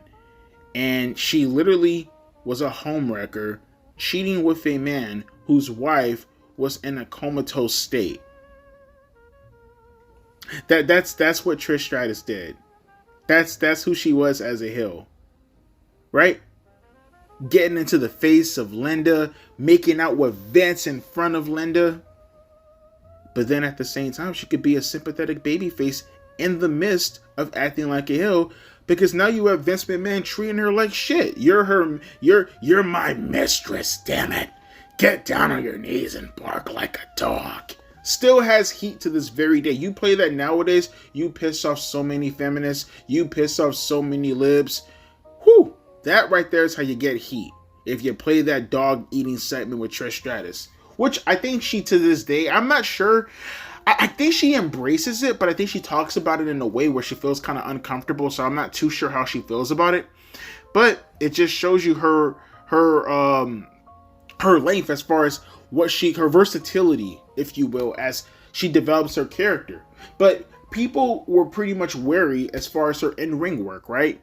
I think the most notable match that people typically go to when you talk about Trish Stratus as far as how bad of a wrestler she was, you go back to that Raw match, that tag team match with her and Christopher Nowinski and, Jackie Gata and Bradshaw. One of the worst tag team matches of all time.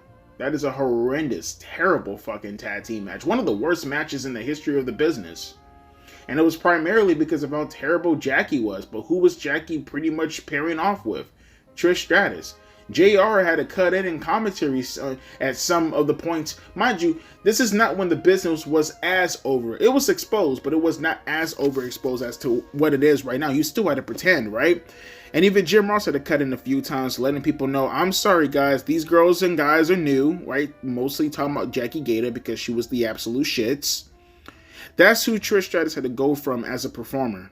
And she had some hits and misses beforehand also, You're talking about the triple threat match with her and Lita and Jazz, but I think that was pretty much primarily carried by Jazz, if you ask me. But nevertheless, she progressed throughout the years, had her matches, did what she had to do as a performer as she started to grow throughout 2002 to 2003. Because on one hand, she had one of the worst women matches, but as I talked about with Victoria early on in the list, had one of the best matches in that hardcore match of Survivor Series. For a long time, that was the best women's match of all time.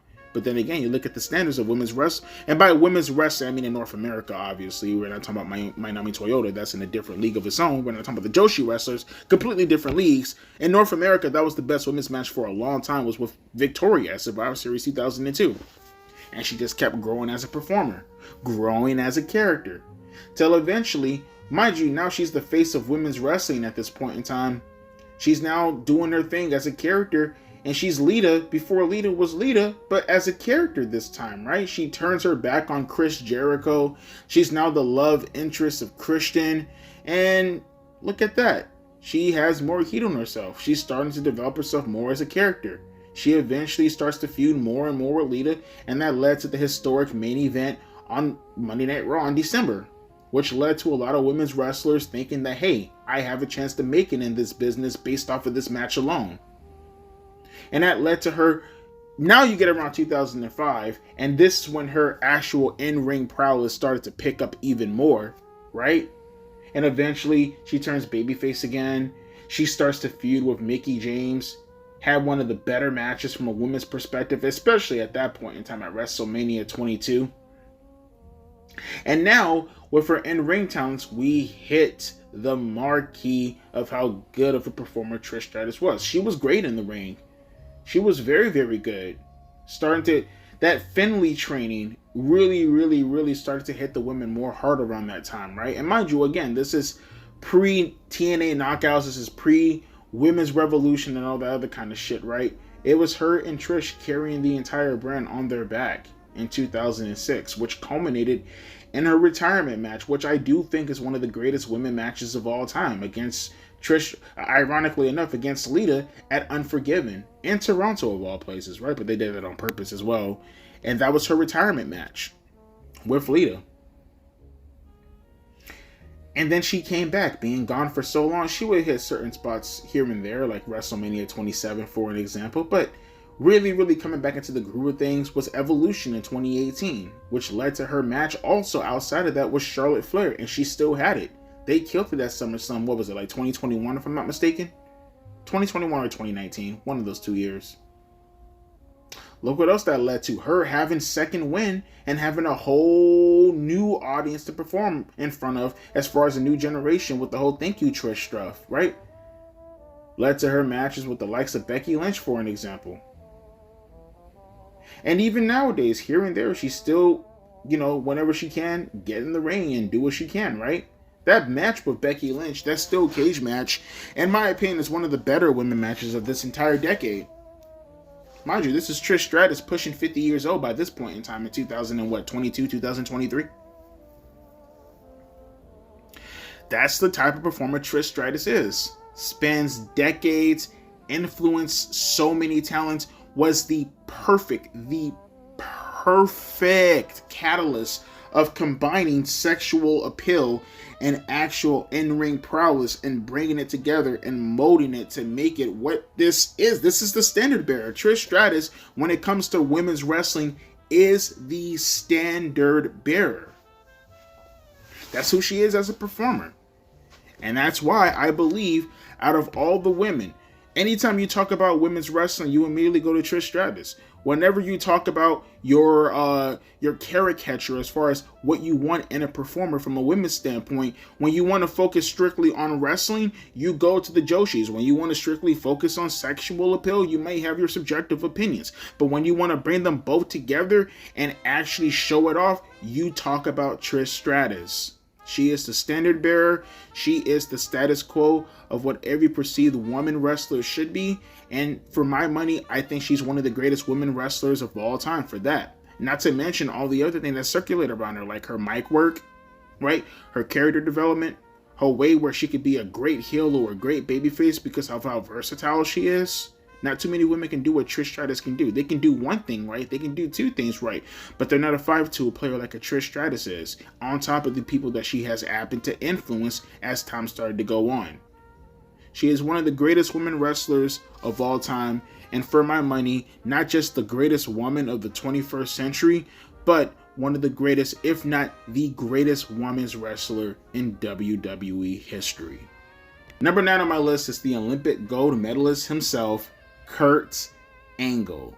Now, of course, because I know some people, someone was going to ask, Vivante, where's Kurt Angle on our list? Are you really going to ask me before a top 20 where is Kurt Angle on my list? Especially the criteria I built up for you guys? Are you serious?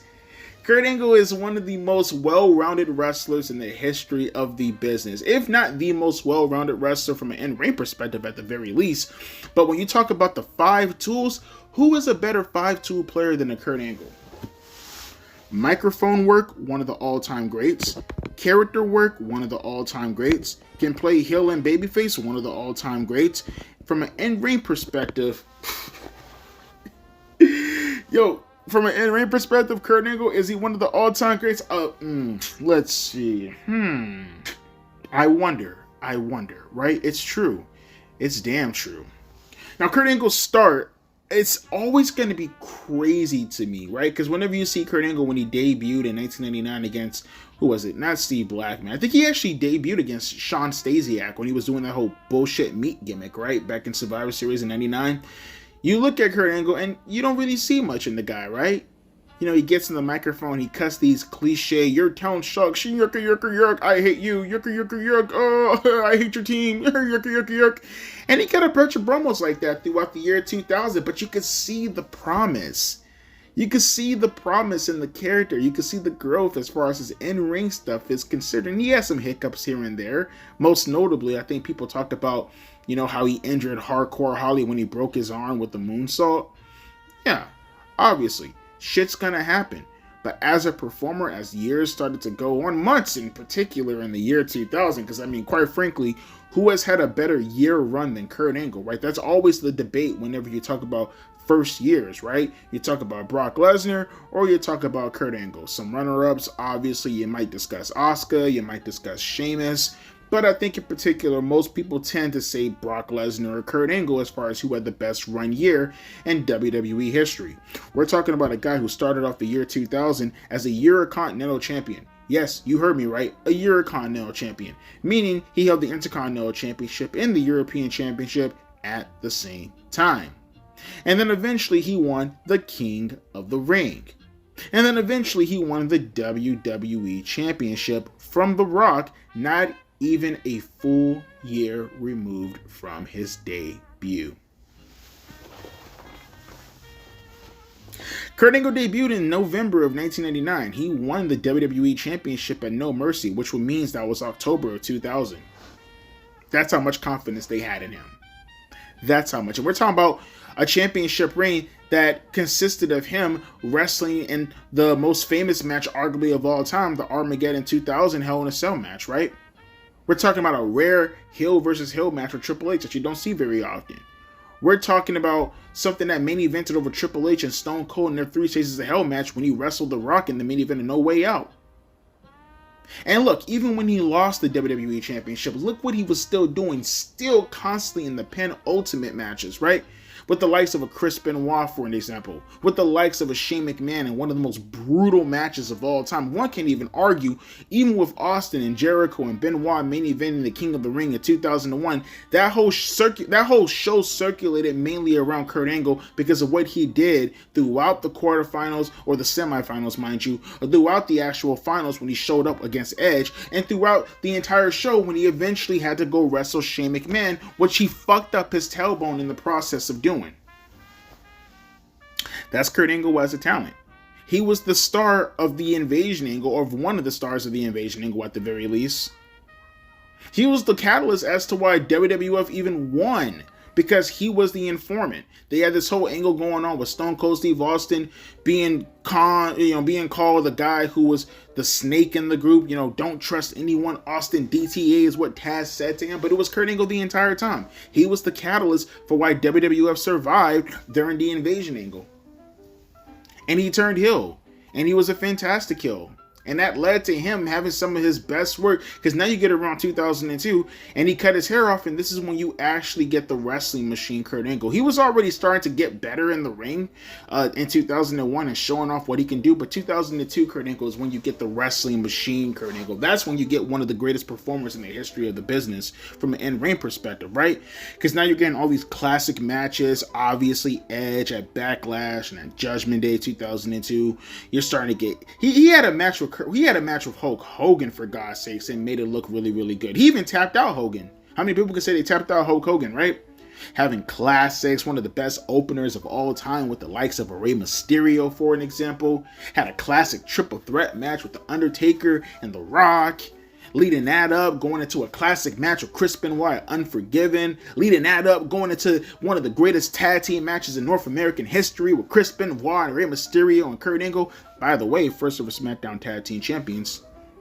Winning the Undisputed Championship against Big Show at Armageddon that year as a 3-time, because the second time was when he actually won it from Austin at Unforgiven the year prior as the American hero and the face of the Invasion angle as the #1 babyface on the WWF side.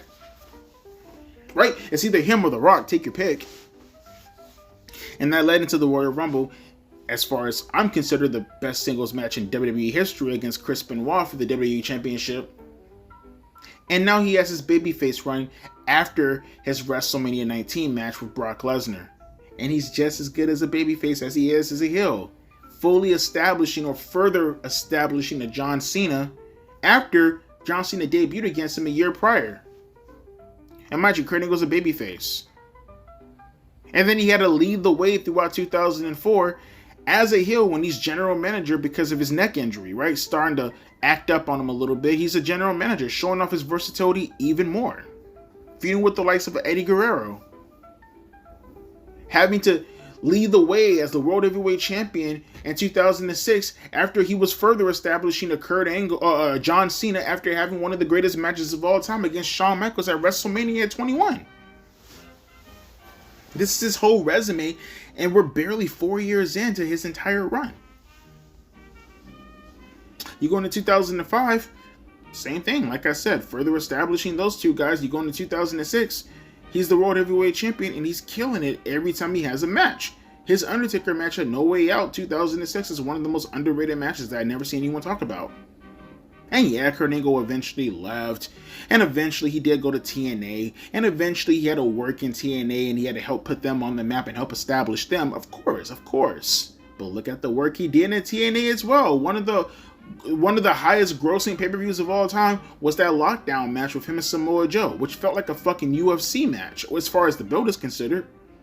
The amount of matches he had with Christian, Sting, I already mentioned Joe, Jeff Jarrett, up and down the card. AJ Styles, for God's sakes, one of the best matches in that company's history from a main event standpoint.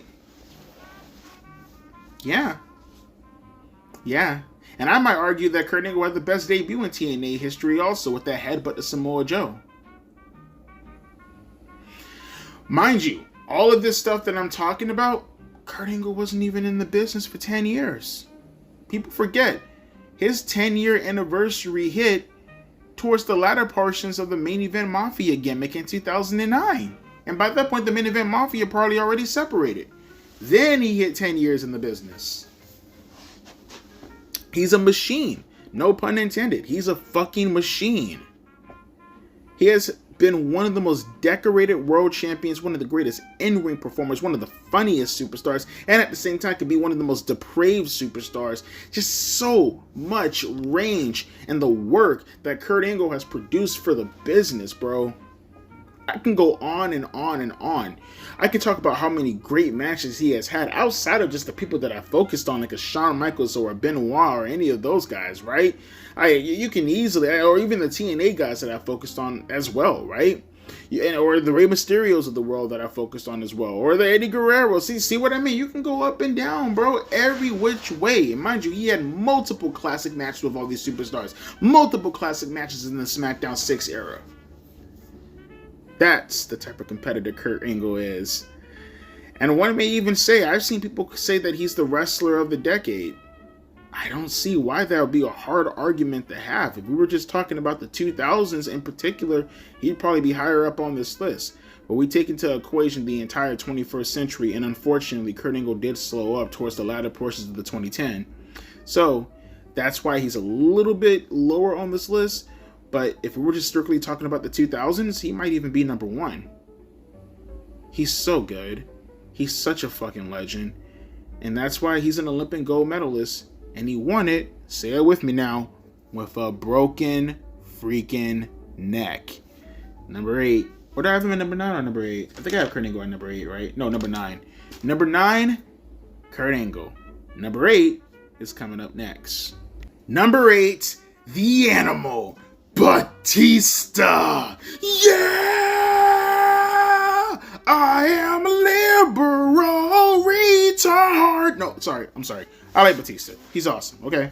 Never mind his politics. But Batista is beast. Obviously, I think when people first think about Batista, because I think for most people, right, they never got the opportunity to expand. you guys can tell me if I'm wrong about this, if you grew up on Batista, right? Because for me, I grew up on Batista, but I can never necessarily say that I was a child, because by the time Batista won his first ever world champion, like, I was about to be 13, right? I was already pretty much a teenager by the time Batista got his first start.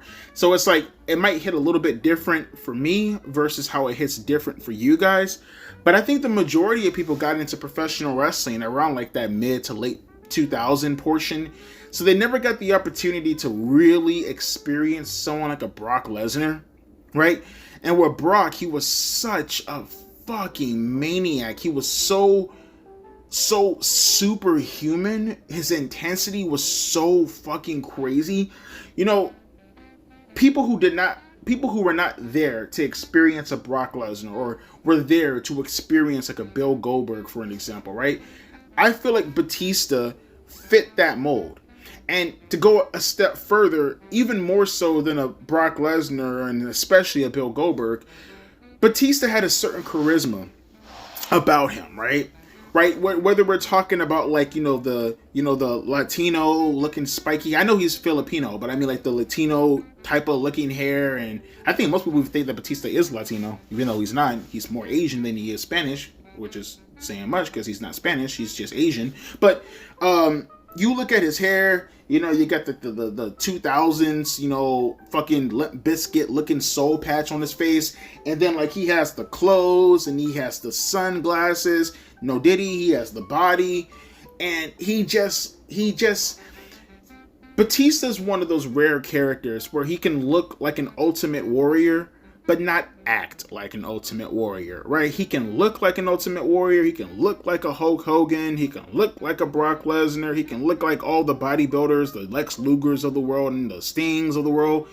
But he carries himself in such a suave, like cool, I got the Lexus. That's where that influence, I think, comes in from the likes of an Evolution, from the likes of a Triple H and, a Ric Flair, and being around Randy Orton, right? Is that he could be that powerful Brock Lesnar guy, but also bring more emphasis to his character, right? And you get introduced to the character and you're able to use that as a way to kind of guide yourself through the rivers or through the trenches. And then eventually you get to the smooth spot where now you can use all of that you brought to the table that gets you initially with your foot into the door to now show people how much of a killer you are. And now you can be the Goldbergs and the Brock Lesnars of the world, right?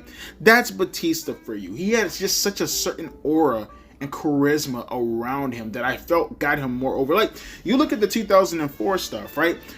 People, and I think it's safe to say, all thought Randy Orton wasn't ready. I thought Randy Orton wasn't ready when I was 12 in 2004. I knew Randy wasn't ready. I was not behind Randy Orton. Now, I thought it was cool when he beat Chris Benoit. I thought it was even cool when he got kicked out of Evolution, right? I thought it was even pretty cool when he came back a week later and he has the Nothing You Can Say theme song, right? All that shit is awesome. But I knew Randy wasn't ready. I knew Randy couldn't carry the ball. And then all the teasing they kept doing for Batista, right? I still remember the first night I remember seeing Batista look, it was like probably building up the Survivor Series or right after Survivor Series in 2004. And seeing Batista for the first time look at the World Heavyweight Championship belt when they were all raising each other's hands, right? Evolution. At that point it was just Flair, Triple H, and Batista. But when he's looking at that championship belt as they're raising their arms and the announcers aren't even, like, they're not even making note of that. At that point in time, it's like you can feel it. Like, that's just something we don't have in professional wrestling nowadays that Batista was able to kind of like sink his teeth into, were those little nuances, right? Just him looking at the World Heavyweight Championship as Evolution stood there celebrating their dominance and nobody focusing on the fact that he's staring at it, but just leaving it up to the fans to imagine or, have their own perception as to what is going on there. And that was in November, maybe early December, but around that time frame. Mind you, he won the World Heavyweight Championship in April. We're talking about 6 months, maybe 6 months prior to all that. They were already planting those seeds there. And then eventually he goes on a dominant run in the Elimination Chamber. Eventually he gets taken out by Randy. And then he has the Royal Rumble and he wins it. And now he's on the road to WrestleMania. And now they're trying to do this angle where they're trying to make it look like JBL ran him over with his limousine, but it was actually Triple H that actually did that. And what I believe to be one of the biggest, I think to me, one of the biggest, I don't know why they did this for. It's one of the bigger blunders. I think the biggest blunder in wrestling history is easily the Eric Bischoff introduction, when for some ungodly stupid fucking reason people look at like Eric Bischoff, being announced as the general manager of Raw, through Vince McMahon and him hugging him on stage and stuff like that. People are, oh, that's when Eric Bischoff was announced as the GM. No, it wasn't. Eric Bischoff's initial announcement was him walking backstage and talking to Booker T of all fucking people, and Booker T going, tell me I didn't just see that. That was the initial. They should have made that a fucking surprise. I don't know why they did that, and it's still to this day, it bewilders the fuck. I know why they did it, because they wanted people to tune in, but it just bewilders the fuck out of me, because it's like, how much of a change was it compared to what you would have gotten from the initial surprise? It's so retarded.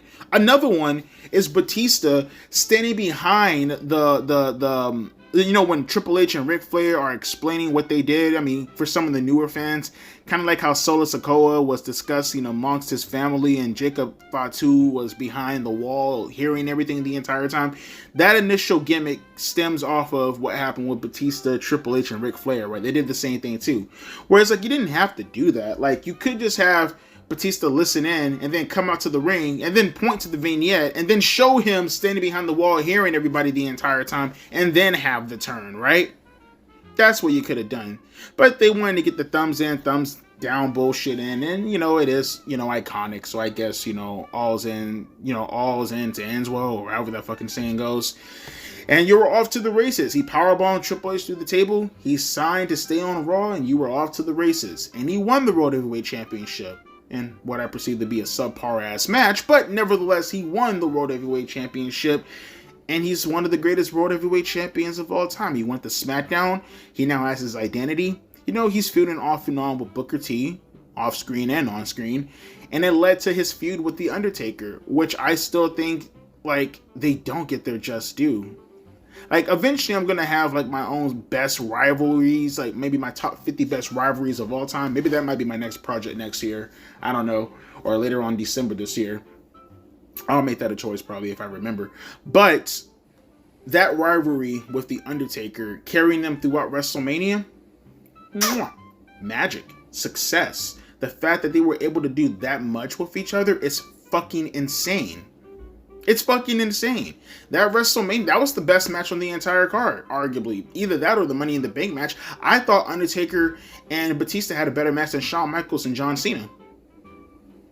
They did. They absolutely did. And they arguably had a better match than the Money in the Bank match. In hindsight, looking at it now. And they had multiple matches afterwards. Now, none of them, even the Hell in a Cell match, I feel stood up to the WrestleMania 23 match, but they were still good nonetheless.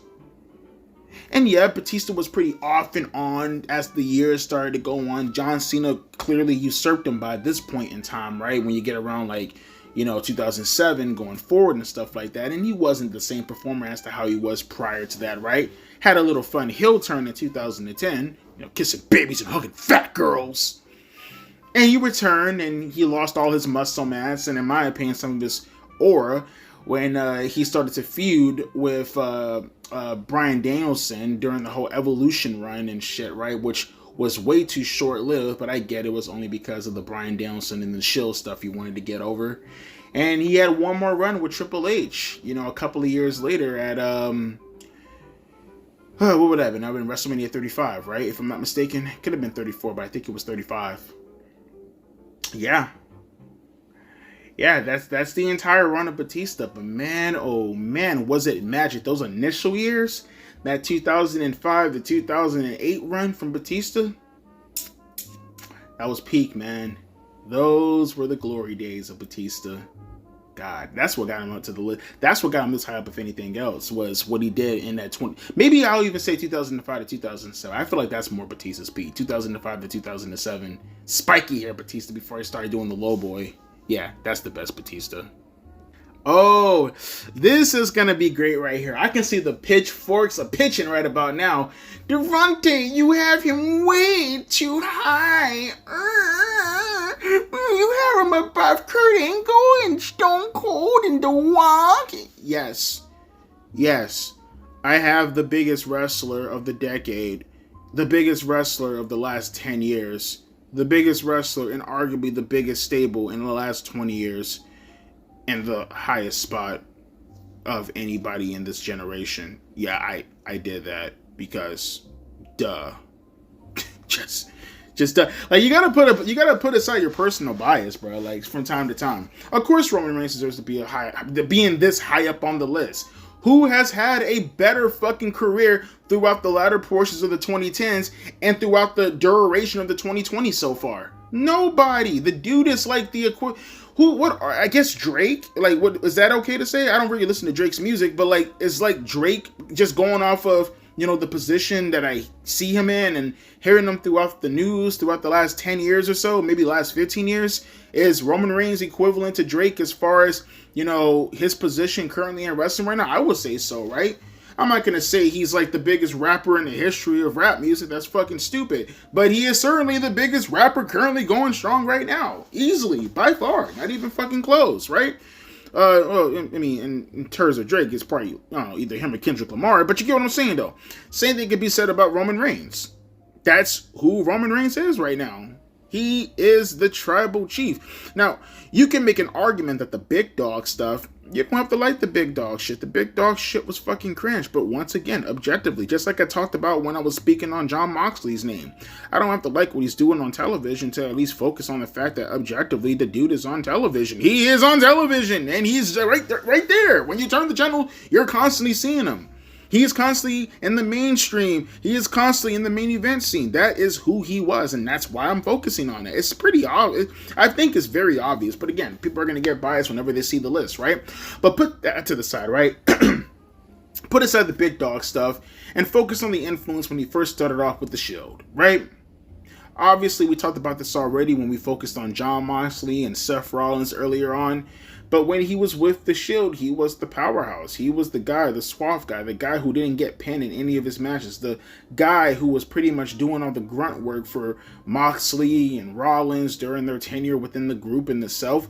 And then look what happened towards the latter portions of 2013. And look how much they got behind him. People forget, during the whole Bautista stuff, when we got to the latter stages of the Royal Rumble and people realized that Bryan Danielson wasn't going to be inside it, who did you think got overwhelmingly cheered in that match? Who got overwhelmingly cheered in that match? It was Roman Reigns while he was a part of the Shield. It was pretty obvious by that point in time, too, that Roman Reigns was the leader of the Shield, right? They wouldn't say it, but it's pretty obvious, right? That got taken off of Jon Moxley, and that got put right on Roman Reigns. And he led the way. He led the way to both victories of the Shield, going over Evolution at Extreme Rules, and I believe at Payback, if I'm not mistaken, right? Two quality, great matches as well. And Roman Reigns just went off into the stratosphere. Like I said, the big dog stuff is absolutely polarizing. I still remember when he beat The Undertaker at WrestleMania, what would that have been? WrestleMania 33 in 2017 when he beat him, and, the fans, woo! The reaction to that one right there. The reaction online as well. So many people were pissed off to the degree where you can make an argument you could have turned Roman Reigns heel right there, and that would have probably felt like it would have meant more compared to when you turned him heel like 3 years later, which felt more like it was, when he turned heel in 2020. Because we're gonna jump ahead now. There's nothing else to talk about with the big dog stuff. When he turned heel in 2020, it was more so like not out of nowhere necessarily, but kind of like, oh, he's been gone and he's been thinking about a couple of things and he came back. Like, right, it felt like it was more of a trajectory rather than just like, like a trajectory throw where it goes up in the air and then it slowly descends rather than you actually spiking the ball like you would typically do with anybody else, right? That's Roman Reigns' appeal to me initially when he turned heel and he became the tribal chief. Gone are the suffering succotash days, right? Gone is him doing the fucking, Samoan fucking, gestures with his fingers and, like, we're good in the hood, brother man, type shit right now. He is cold. He is very concise. He is very cerebral. And he's incredibly manipulative. That's the Roman Reigns character. That's who he was when he was siding with a Paul Heyman. And what it did for WWE at that time, as far as what it was building up to. Because when you talk about the whole run with the Tribal Chief, it has 3 peaks.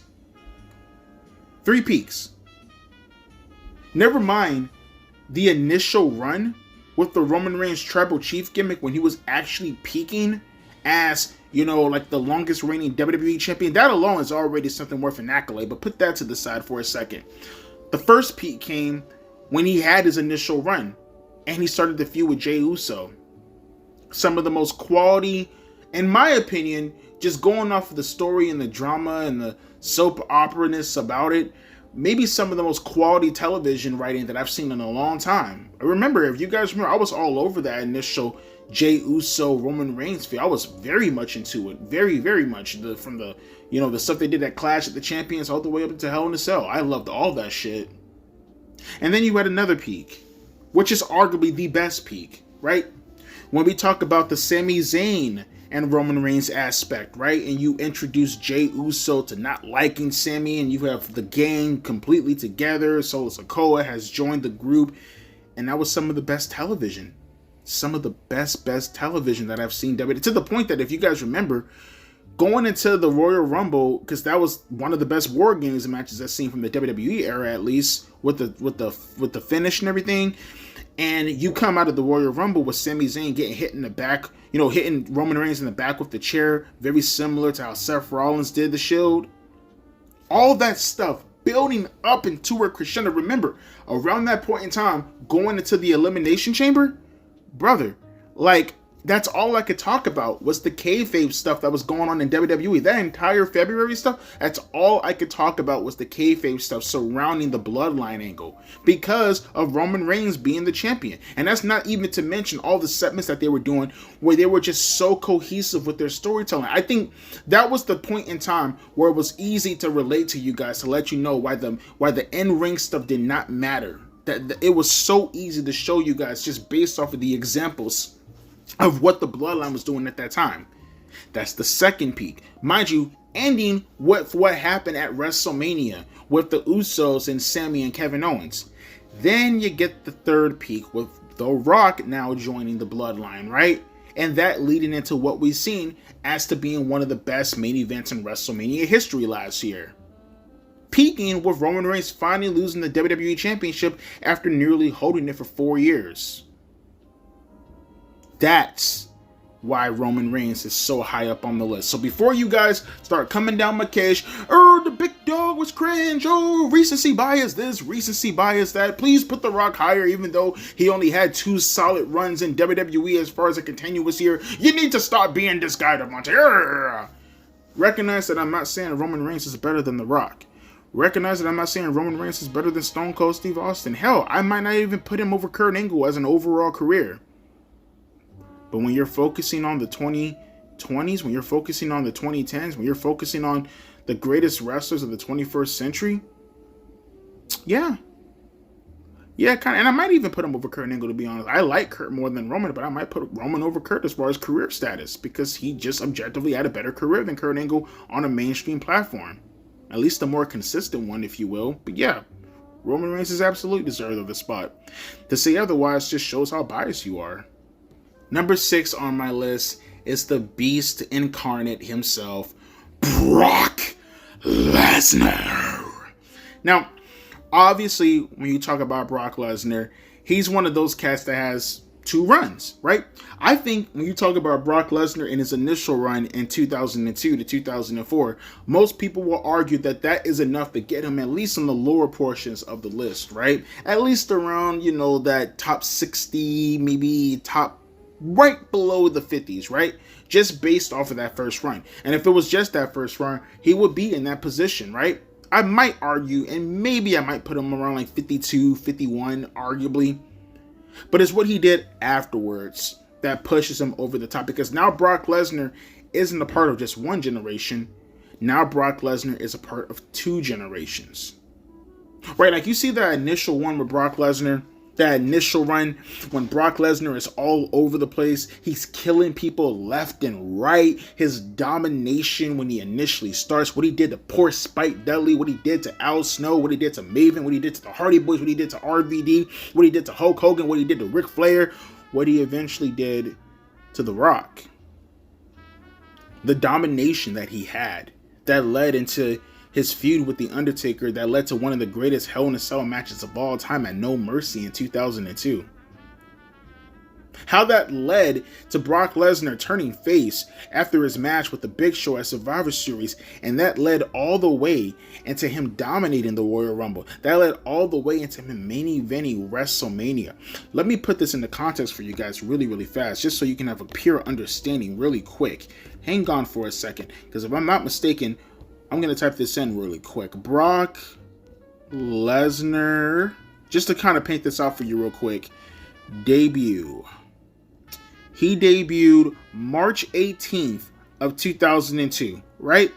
Let me put this into context for you guys real quick. WrestleMania 19. Let's see.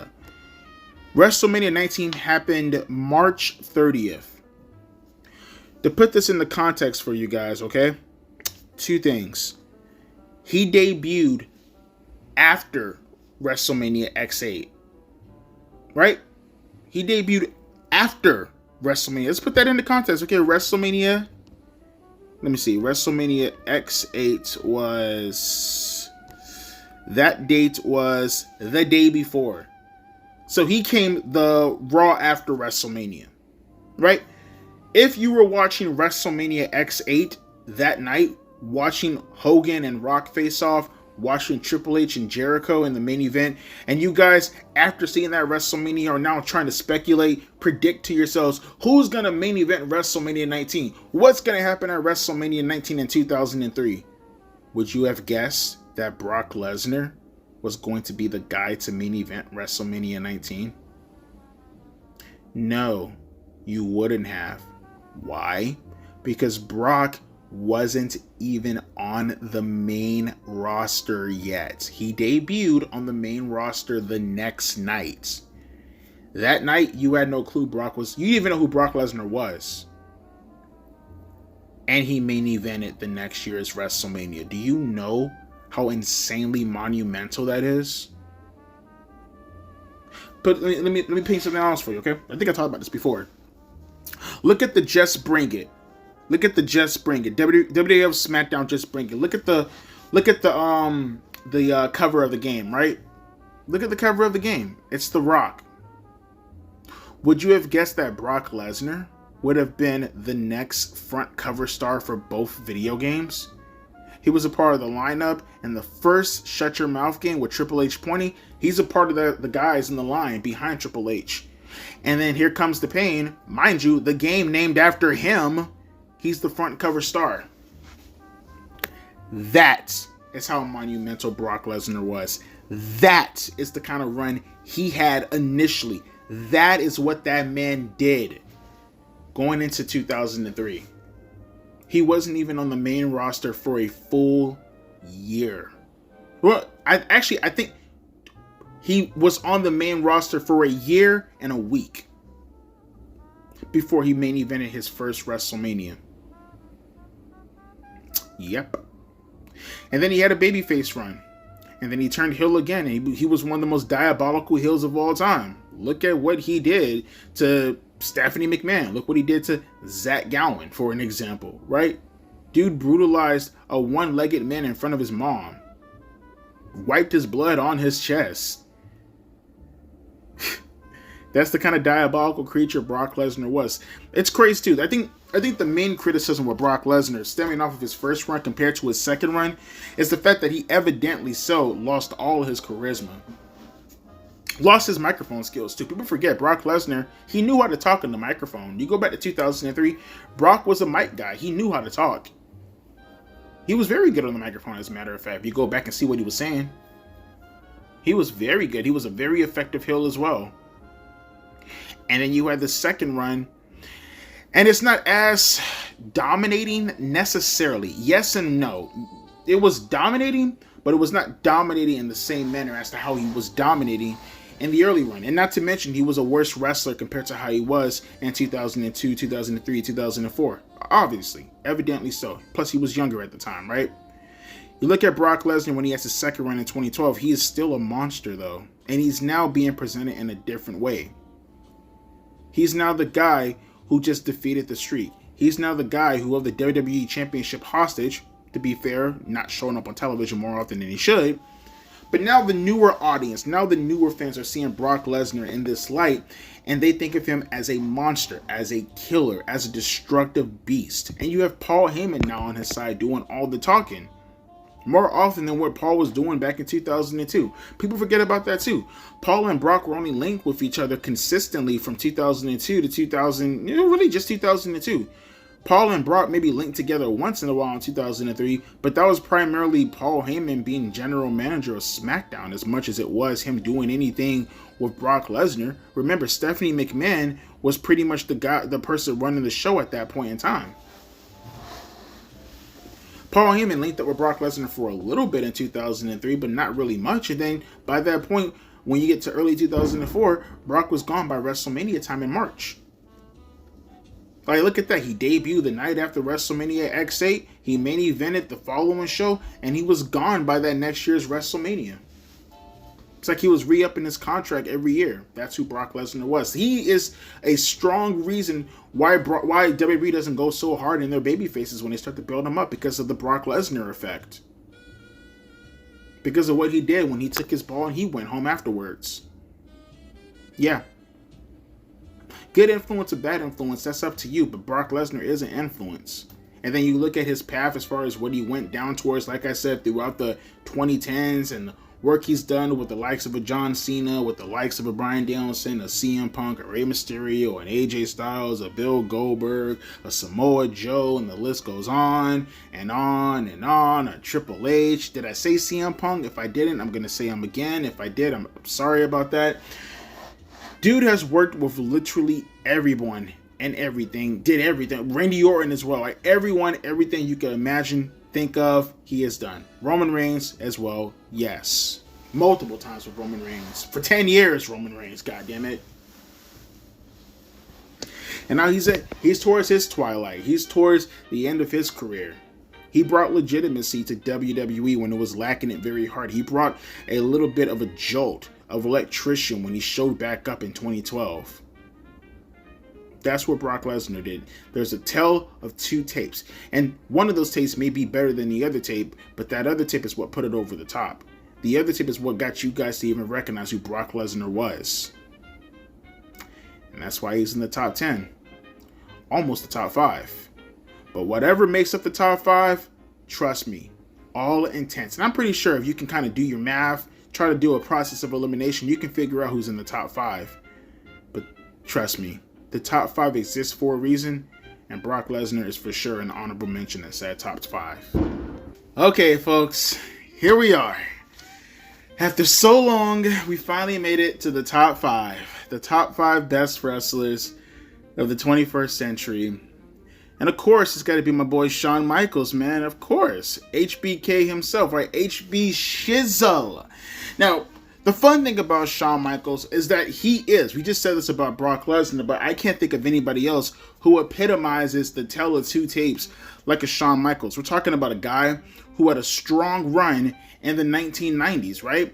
Going all the way from his tag team run with Marty Jannetty as the Rockers in the 80s, all the way up to the early portions of the 90s, up until 1991, where he started to stray away and he became a single superstar, right? And from that 1991 to 1998 time frame, where he was an Intercontinental champion and the WWE champion, and going up against the NWO here, starting off the Attitude Era with D-Generation X there, you can argue that Shawn Michaels' 90s career and early to, or I guess mid to late 80s run with the, you can argue his 80s run could qualify him for best tag team of all time, right? You can say his run in the 90s is enough to qualify him as one of the greatest wrestlers of all time. He was already being introduced as a legend when he left the 90s to come directly into the 2000s. But it's this run right here, being introduced to a whole new crop of people to watch him, right? Even me, because even though I got a taste of who Shawn Michaels was, I came at the tail end when Shawn Michaels was pretty much leaving WWE during his first reign, right? So for me, I was excited, right? When Shawn Michaels fought Triple H in his return match, mind you, go even further back. When Shawn Michaels first introduced himself to the NWO, because in my mind as a kid, like, I never really thought to myself that Shawn Michaels was never gonna wrestle. Like, I hear people say all the time, oh, Shawn Michaels, he was supposed to come back for SummerSlam and then have this match against Triple H and then go right back into retirement. That was never really my thought process. Just as a kid, I automatically assumed when he showed back up with the NWO that he was just going to be a wrestler, right? So when he became a wrestler and he started to wrestle more consistently, I just always kind of feel like that was the trajectory of where his career was going to go into. Which is crazy whenever I hear people talk about it afterwards and say things like, oh, you know, he was supposed to be gone here. It's like, oh, okay, I guess that was the plan. I just always thought he was going to wrestle regardless, right? But when he showed up and he wrestled Triple H, I just said to myself, like, holy shit. Because believe it or not, I'm going to tell you this. Shawn Michaels, as far as me being a more consistent wrestling fan, which by that point in time would have been about 2 years, about 2.5 years, my first match that I can remember watching Shawn Michaels more consistently was his match against RVD for the World Heavyweight Championship. That's when he was World Heavyweight Champion. You know, he beat Triple H at Survivor Series in the first ever Elimination Chamber match. My first ever match that I ever seen of Shawn Michaels live on television, where I can kind of understand what's going on in wrestling, was, probably like 6 or 7 months after his initial return to the company. Yeah, that was the first time I think I remember seeing Shawn Michaels live. And what a way to actually see him live, right? You know, the fun thing about Shawn Michaels as well is that he was still one of the few talents who was, because like, you know, if Shawn Michaels returned today, it just wouldn't be the same. Even if he was still the same kind of performer, I feel like people say that just out of respect, which is appreciated, right? But I feel like people don't understand the extremes as to how wrestling has started to go forward. Even a guy like AJ Styles, you know, as much as I love him, he's in my top 20, as evidently so. Even he's the kind of guy where, you know, he's not the same performer as to what he was a couple of years ago.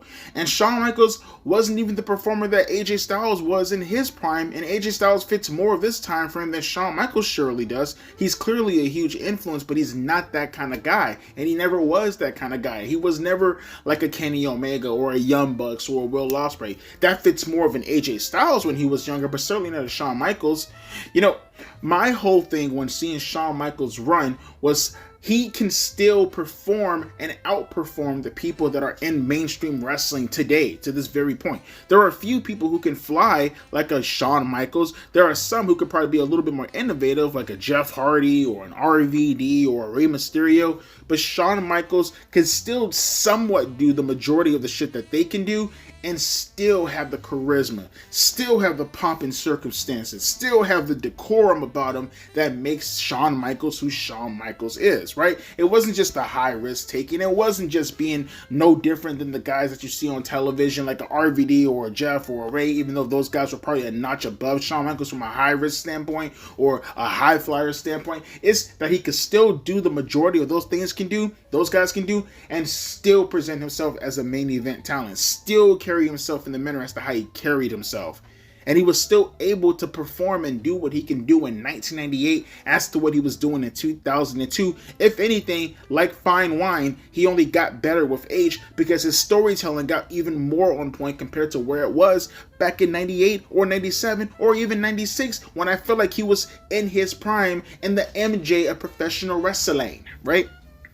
But nevertheless, though, he, as I said before, had his match at SummerSlam. had his match at Survivor Series, did little things here and there in December of 2002, but what really got the ball rolling for Shawn Michaels is when he feuded with Chris Jericho in 2003. Right?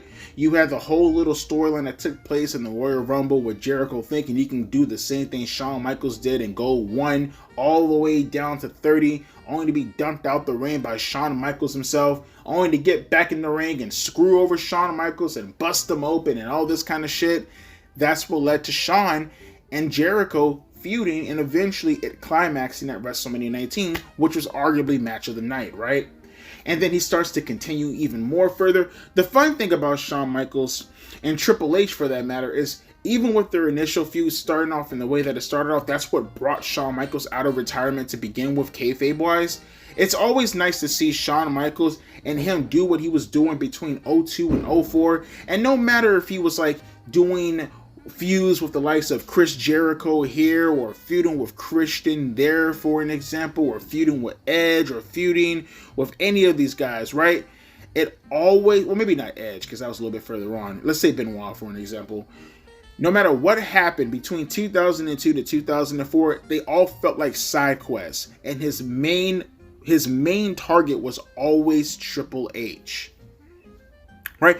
Even if it was going up against Evolution, Randy Orton, later on down the line, I think at Unforgiven, if I'm not mistaken, he faced Randy Orton, or Ric Flair at Bad Blood, which I thought was a great match, or eventually Batista, I think at Armageddon 2003, I think that's when they had their match. All those things, you had the Survivor Series, maybe the best Survivor Series tag team match of all time with Team Bischoff versus Team Austin. All of that always circulated around getting his hands on Triple H, right? You had the SummerSlam match, obviously. You had the Chamber at Survivor Series. You had the 3 Stages of Hell at Armageddon. You had what I perceive to be the best television match, maybe of all time. I got a few above it, but maybe my top 3. I think maybe my number 3.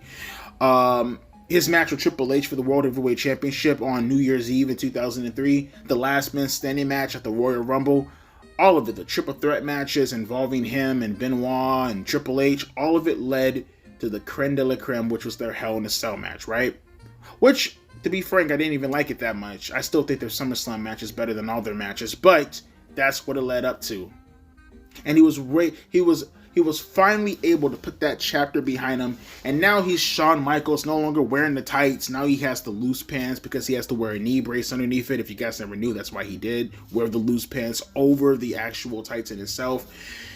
And, receding hair Shawn Michaels. He eventually starts to, he gets his face kicked in by Kane, and he has the cock eye now, and, that eventually leads to him feuding with Kurt Angle. And like I said with Kurt Angle, had a nice trilogy at WrestleMania, at Vengeance. I think they had their homecoming match in October and their Iron Man match.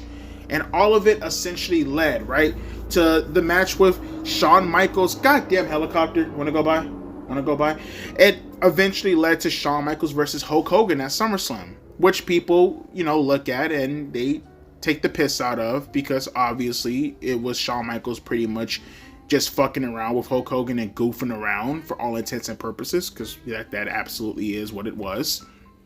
And it led to Shawn Michaels eventually leading off into his match with Vince McMahon, which was another fun match. And it led to that reuniting with Triple H after the Spirit Squad stuff brought on by Vince McMahon. And now you have a new reinnovation of Shawn Michaels with Triple H and D-Generation X.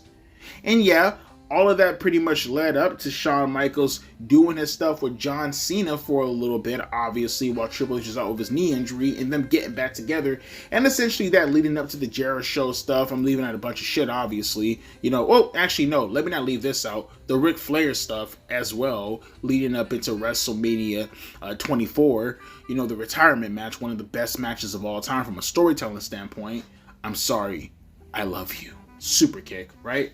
And then as I touched on before with the Chris Jericho stuff when Triple H was on SmackDown, I touched on that with Jericho's spot. All that led up to the Undertaker stuff. You had the match with Undertaker at WrestleMania 25, which is obviously some people may even say the best wrestling match of all time. And then that led to the WrestleMania 26 match where you had another all-time classic with Undertaker, and that led to Shawn Michaels taking that tombstone and finally retiring. I mean, he came back out of retirement, but we pretend that doesn't exist, right? And yeah, he was here and there throughout the 2010s. Now he's the general manager, or the guy who pretty much runs, in real life also, NXT. But man, that Shawn Michaels run during the second time, what a time, right? Holy shit, what a time. We're talking about a guy who has such an explosive first run to now having one of the most tenured careers coming into his second run. You put them both together, man. What a magical time. But yeah, Shawn Michaels, that's the guy, man. That's the guy right there at number 5 to kick off the top 5. Okay, it's now just hitting me that this is probably the longest video I've ever recorded in my history of recording videos. So that's pretty cool also. You guys are now witnessing history. I mean, I'm pretty sure this is going to be the first ever video I've ever done to go over the 3-hour mark, which is going to be more of a reason to put timestamps down. But yeah, celebrate with me. Longest video I've ever recorded in my entire life. Let's get to number 4 as we're getting closer to the top 3. Triple H. Now, I will say with the top 4, I feel like the top 4 you can kind of rearrange. And then I wouldn't say that. Number 1 is pretty obvious. You know who number 1 is. But number 2, 3, and 4, you can kind of rearrange it or organize it however you would like to organize it, and it will still fit no matter how you twist and turn it, right? But I put Triple H at number 4 only because I feel like the dominance of Triple H's run takes solely, like the whole, crux of it, the brunt of it takes place solely in the early 2000s, right? In the early 2000s, and quite frankly, that whole early 2000s run makes me believe that Triple H is the best heel of the 21st century. You can have your opinions as to what you feel. I mean, some may say Edge, some may say the next guy on the list, who you already know who it is, so let's not play games. I'm pretty sure you already skimmed through the list as well anyways.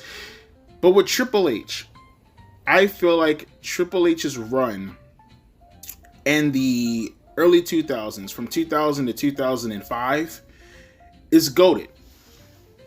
It's goated heel territory. Even when he was a face for the few months that he was a face in 2002, from like January when he returned to Madison Square Garden up until like July, right before SummerSlam when he faced Shawn, that whole tenure between 2000 and 2005, we're talking about The Rock, we're talking about Mick Foley, we're talking about Big Show, we're talking about The Rock, talking about Jericho, talking about Austin, we're talking about Shawn Michaels, we're talking about RVD, we're talking about Kane, we're talking about Scott Steiner, Booker T, Kevin Nash, for an example, Goldberg, Chris Benoit, Kurt Angle in the meantime as well. Back in 2000, we're talking about Randy Orton, Batista, all those names he feuded with as a heel. Chris Jericho too in 2000, not so much in 2002. Now that's go to territory. Would you say so? He won the bulk of his world championships in between that time. The WWF Championship and the World Heavyweight Championship. He was arguably the number 1 guy in that entire time frame. I mean, within the company in itself, as far as a wrestler, as far as his influence, as you can tell where he's at right now. And that's just a number 1 wrestler in general. Who peaked more than Triple H in 2004? Rock and Austin are gone. Those were the 2 main guys he needed out of the way in order to actually make that claim. There was no one bigger than him outside of maybe The Undertaker on SmackDown. That's about the only person. That's who ran SmackDown and Raw. SmackDown was ran by Undertaker, Triple H ran Raw. That's how it always was throughout the early portions of the 2000s. And then you see all the stuff that Triple H was doing during that time frame, bruh. the feuds that he had as far as the matches that were cultivating under that time frame. You think of the Rock match at Backlash, the Foley matches at No Way Out, at the Royal Rumble, the Jericho match that he had at Judgment Day 2002. You think about the stuff he did with Shawn throughout the entire tenure of the 2 years. You think about the triple threat matches with Chris Benoit. All that stuff, the Batista match at the Hell in a Cell, but just so many fucking classics after classic after classic after classic. And mind you, he ran 2 stables in the early 2000s, Evolution and D-Generation X, along with his own era named after him within an era with the Helmsley-McMahon regime, right? And then you go a little bit further in 2006, and now he's leading D-Generation. Well, not leading. This him and Shawn Michaels pretty much co-signing each other with D-Generation X in the mid-2000s. 2007, he's dominated again, but this time as a face. Although I will argue, Triple H as a face, as the years started to go on, especially after that initial run, it was very awkward. It was very hard to cheer for a Triple H, especially after that run, even with the D-Generation X stuff, right? It took him actually having to injure his knee and then come back and do all that stuff for it to make any sense whatsoever. I'm not even joking with you. It took all of that. And even then, people were still not necessarily feeling how his run was going at that time. But it still doesn't negate that, like I said, the clear crush of Triple H's career as far as what he actually was able to accomplish comes strictly from the portion of the time that happened in that early 2000 time frame. You knew whenever Triple H was involving himself in something, whether you liked it or whether you hated it. I know people always mock you with the Reign of Terror stuff, but objectively, you knew that if you involved yourself with Triple H as a wrestler, there's a good shot that you're going to be shot up to the stratosphere. Now, eventually brought back down because Triple H can never have you on top while he's on top, but nevertheless, you were getting shot to the stratosphere, right? And like I said, when you get around the later portions of the 2000s, when, yeah, he's messing with the likes of a John Cena and a Randy Orton and all them boys, right? Yeah, his quality of work wasn't the same as compared to where it was in the 2000s. Now, I will argue when you get around the early portions of the 2010s, it did spike up a little bit, but it was more so because he was only focusing on one superstar, that being The Undertaker. When you want to say WrestleMania 27 had an all-time classic with that one, and then obviously their Hell in a Cell match where they literally kicked out of everything but a goddamn bullet to the head. Right? Then he had his match with Brock Lesnar at WrestleMania, lost his first initial match at SummerSlam, but for some reason he had to get it back at WrestleMania. It's Triple H. Who am I fucking fooling myself with? And then he kept pushing forward. Now he's a part of the Authority, right? Now he's doing this whole Authority angle and he's helping getting someone like a Bryan Danielson over, right? He's doing his part as the Authority to help get over the Shield. He's pushing that forward, and now he's starting to do work with the likes of a Sting. He's starting to do works with the likes of a Roman Reigns the following year in the main event of WrestleMania, which is arguably one of the worst WrestleMania matches of all time, especially from a main event standpoint. All true, completely understandable. I get it. But you look at the duration, you look at the length, and you look at what he did in the early portions of his career and the superstars that he made in the process. Randy Orton and Batista are here for one reason and one reason only, because Triple H handpicked them to be in Evolution, and they carried the ball when they were given the platform thanks to what that man did. And both of those guys are in my top 10. You can go skim throughout my list. Yes, they're both in my top 10. Batista and Randy Orton. We didn't get to Randy Orton yet, Devontae. Then do the math, dumb fuck. Triple H is one of the GOATs. Triple H is for sure in the top 10, quite frankly in the top 5, could have easily made it in the top 3, but it's more so because the top 3 superstars deserve to be in the top 3. The top 3 superstars happen to be in the top 3 because of their duration that has happened throughout the entire tenure within their careers. The top 3 should be very obvious as to who it is, but if it's not obvious to you, well, let me take you off to the next portion and the next placement of the list, because I already talked about him enough here, and let's kick it off with this man at number 3, if we will. If we shall, well, same thing. Let's go. Number 3 is going to be Randy Orton, Randall Keith Orton, and I may objectively disagree with you guys, but I mean, none of this is really objective. All of it is going to be subjective at the end of the day, even the list. I may disagree with some of you guys who say that Randy Orton is the best heel of the 21st century, But I think the majority of people are going to probably say Randy Orton. Like I said, when it comes to a list like this, man, like everything's going to be subjective. But I feel like people are going to pick either Randy, they're going to pick Triple H, or they're going to pick Edge. One of those three as far as being the most prominent heel of the 21st century, right? And with Randy Orton, I think it has more to do with the longevity and the peak in time as to where he was and the people that he was feuding with at the time that get people to actually believe that, right? Not to mention his initial heel run when he was like the suave legend killer who's an evolution. He's everything that Austin Theory wants to be but can't because he fucking sucks. When he first started off, right? And I'm not talking about Randy Orton when he was with, you know, doing the fucking what was his the O Drive or whatever the fuck he was calling it, like the Playmaker from MVP, whatever the fuck he was calling it, the O Driver or whatever. We're not talking about that jobber, shut your mouth, Randy Orton. We're talking about Randy Orton when he's with Evolution. You know what I mean? That Randy Orton, right? The longest reigning Intercontinental Champion in a decade, Randy Orton. And that's where you want to start off at initially, right? Because it's that run that got Randy Orton on the map. You know, you look at his Survivor Series stuff coming off of the heels of his match with Shawn Michaels at Unforgiven, and how that built up into a crescendo as him being the sole survivor, and how that kept going with him winning the Intercontinental Championship from Rob Van Dam. You can see where Randy Orton was going as far as getting pushed to the fucking stratosphere. And I get it. I understand. He is at that point 23 years old. You have a rocket ship on him, and simultaneously, while he's Intercontinental Champion, while he's the sole survivor of his Survivor Series team, and at that point in time, retiring to Stone Cold Steve Austin, he's now feuding with a Mick Foley. Now he's fully establishing his legend killer gimmick, right? He's fully embraced the aura of how he is the guy who's going to end all the careers of every legend who steps foot in the ring with him. And mind you, he is going full throttle with this. I mean, he already did his thing with Mae Young and the Fabulous Moolah. I think he already RKO'd Sergeant Slaughter. If not, he's getting ready to. I know a year later, he ended up fucking RKOing Jake the Snake Roberts. And he killed the legend of Stone Cold Steve Austin. He beat Shawn Michaels. He finally defeated Mick Foley at Backlash in 2004 in one of the greatest matches I've ever seen. And he's the Intercontinental Champion doing all of this in the process. And the way he kept pushing forward, right? Eventually, he got into the Battle Royal, where it was down to him and Chris Jericho. Would have loved to see Jericho and Benoit for the World Heavyweight Championship, but beggars can be choosers.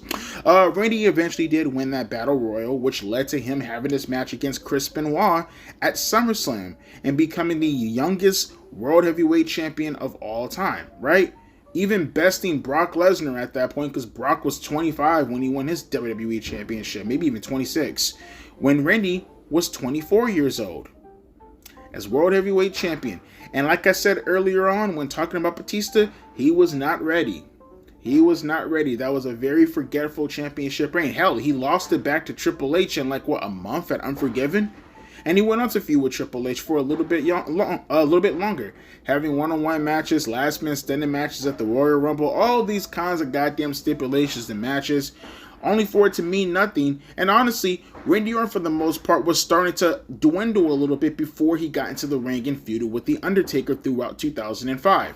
That brought his A-game up right back to where you thought it would have been at initially when he won the World Heavyweight Championship. As a matter of fact, I would go as far as to say his feud with The Undertaker, it felt like it meant more as far as me having him at a higher caliber than actually when he won the World Heavyweight Championship. When he won the World Heavyweight Championship, like I said, I was satisfied for the first couple of weeks, but after a while, I forgot that he was World Heavyweight Champion. It was very similar as to how I felt about CM Punk when he was World Heavyweight Champion in 2008. Very similar as to how I felt about Kofi Kingston when he was WWE Champion in 2019. I just didn't really feel him. I didn't really understand why he was champion. I understood it, but I just didn't understand why this point in time when he didn't really deserve it. Even when he won the World Heavyweight Championship, you can argue, because Batista was going after the Intercontinental Championship at that time, that he probably deserved the World Heavyweight Championship even at that point in time than Randy Orton did. I get why they did it. I get the trajectory of the storyline that took place as to why they did it. It just felt like aura-wise, Orton didn't belong in that spot. And then he feuded with The Undertaker, and it's like, okay, now I can see him as a world champion. And even then, he was still being pulled through the mud throughout 2006, right? Did some stuff here and there with Kurt Angle and Rey Mysterio. Fucked around a little bit, even with Carlito of all people. And then eventually he started to do his thing with Edge as Rated RKO. And even then he felt like a lackey at that point in time as well. Felt like he always took a backseat to Edge and Rated RKO, even though they were supposed to be equals. And then May hit. Judgment Day hit, and he took out Shawn Michaels. And the best thing that could ever happen to Randy Orton was the steroid stuff. I think Randy Orton literally got off of steroids right when that shit started to hit. Now, whether or not he got back on steroids, I'll leave that up to you guys. But he was able to escape all the steroid stuff that Edge got locked into, that Mr. Kennedy, that Rey Mysterio, I think even Umaga, all got wrapped up into. I'm not even sure if it was really steroids or if it was HGH or whatever, or human growth hormones in general of a different caliber. My point being is, Randy was able to escape all of that, and with all his competition essentially gone away, he was the number one guy. And that right there, that 2007 run is what got him back into the good graces of Vince McMahon. He matured up a little bit, he stopped bullshitting around, and now he's out of the doghouse. Now he's the WWE champion. Now he's having the run of a lifetime going in 2008. Now he's starting to drift into... Oh, and honestly, this is what actually held him back a little bit too. And then he just fucking exploded. Is he had his shoulder injury against Triple H at Extreme Rules. Right?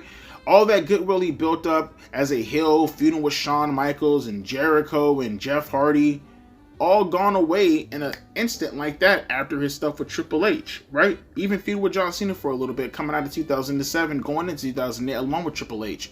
Had his shoulder injury, and he came back better than ever.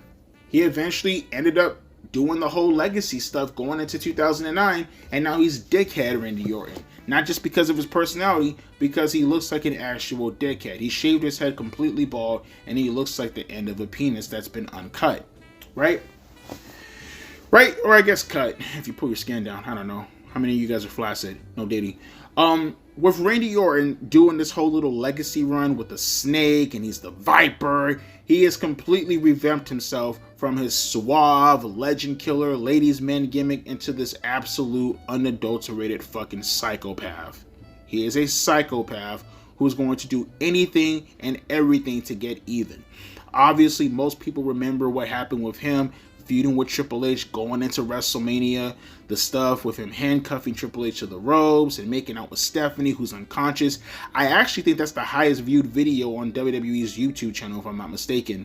And also him Triple H breaking into Randy Orton's house. And, the feud was actually very good with him and Triple H. It's just the match at WrestleMania that ended up being ass, right? And honestly, throughout 2009 with him going back and forth with the World Heavyweight Championship, going into 2010 with Legacy and, him doing the stuff with the Nexus and John Cena, and then it eventually leading into the Christian rivalry in 2011. Because I truly believe the Christian rivalry, after he lost the World Heavyweight Championship to Mark Henry at the Hell in a Cell show, which in my opinion, that was the match right there that killed Hell in a Cell for me as far as the concept. I was already not feeling it, but that was the match because they had no business being in there because they only feuded for like 2 weeks or whatever. And I think that was the first match that they had, was going into Hell in a Cell. It was so fucking stupid. But when he lost that World Heavyweight Championship to Mark Henry, that's when Randy Orton started to pretty much kind of dwindle down more and more and more, right? Until he revamped it a little bit after 2013 when he was now the World Heavyweight Champion, right? And the WWE Champion at the same time. And that's when he did the whole little authority angle when he was the guy that was leading the path. And at that point in time, that's when Randy started to dwindle more and more and more, right? And now I feel like even if he wasn't considered a part-timer, I felt like Randy Orton was a part-timer by that point in time, right? He's now older. Randy by this point in time is now in his mid to late 30s, going into like 2017. And that's when you can probably really, really argue with Randy Orton when he really started to dwindle down. After he lost the championship belt to Jinder Mahal of all fucking people in 2017 at Backlash. That's when he really, really, really, really started to dwindle down for most people, I would presume, right? Because then the following year, he's feuding with Jeff Hardy for the United States Championship, and then he's doing his thing more or less going throughout 2019, just, again, hanging out in the United States Championship realm. Then he built himself up again during the COVID period, and he's feuding with Drew McIntyre over the WWE Championship, right? And that's when he revitalized his career once again. Nice feud, probably one of the best feuds of 2020 is him and Drew McIntyre, ended with the ambulance match, right? And then Randy Orton eventually started to team up with Matt Riddle, had the back injury, and here he is now, pretty much the legend killer becoming the legend, right? But all that to say that throughout the 21st century, Randy Orton, and he started off in the beginning of the 21st century in 2002, he has had one hell of a career, right? Whether he was with Evolution, whether he was feuding with Mick Foley, whether he was feuding with D-Generation X and teaming up with Edge, whether it was him being the biggest heel in the company at one point in time, him having one of the most established stables at the time, him doing this thing with Christian, him with the authority angle, all that shebang bang, right, leads to me to believe that Randy Orton is one of the best heels and one of the most quality heels that company has ever seen, for sure. But is he the number one heel? Very subjective as to how you look at it. But I do have him ranked as my highest heel on this entire list, so that goes to show you what I think, right? But coming up next, we got the final two superstars. Who's it going to be? I mean, you know who number one is, but who is going to be number two? I mean, you should probably guess if, you know, Randy Orton's right here. But let's stop it with the mewing and the mogging, if that's how you use that word correctly, and let's get into the number two spot, if we will. I did it again, didn't I? If you shall. Whatever, number two. Okay, good. I might have a chance to actually record now that they actually chilled with the fucking fireworks. Holy hell. I do apologize for the background, but my God, bro, I got to get this video over with. God, this is going to be over 3 hours long, man. But number two is the Phenom himself, the Dead Man, The Undertaker. Now, you had to know that this was going to be the case once you seen Randy Orton at number three, right? That was pretty much obvious as to who was going to be number two, and you already know who number one is. We don't have to beat around the bush when it comes to that. But The Undertaker, I have at number two.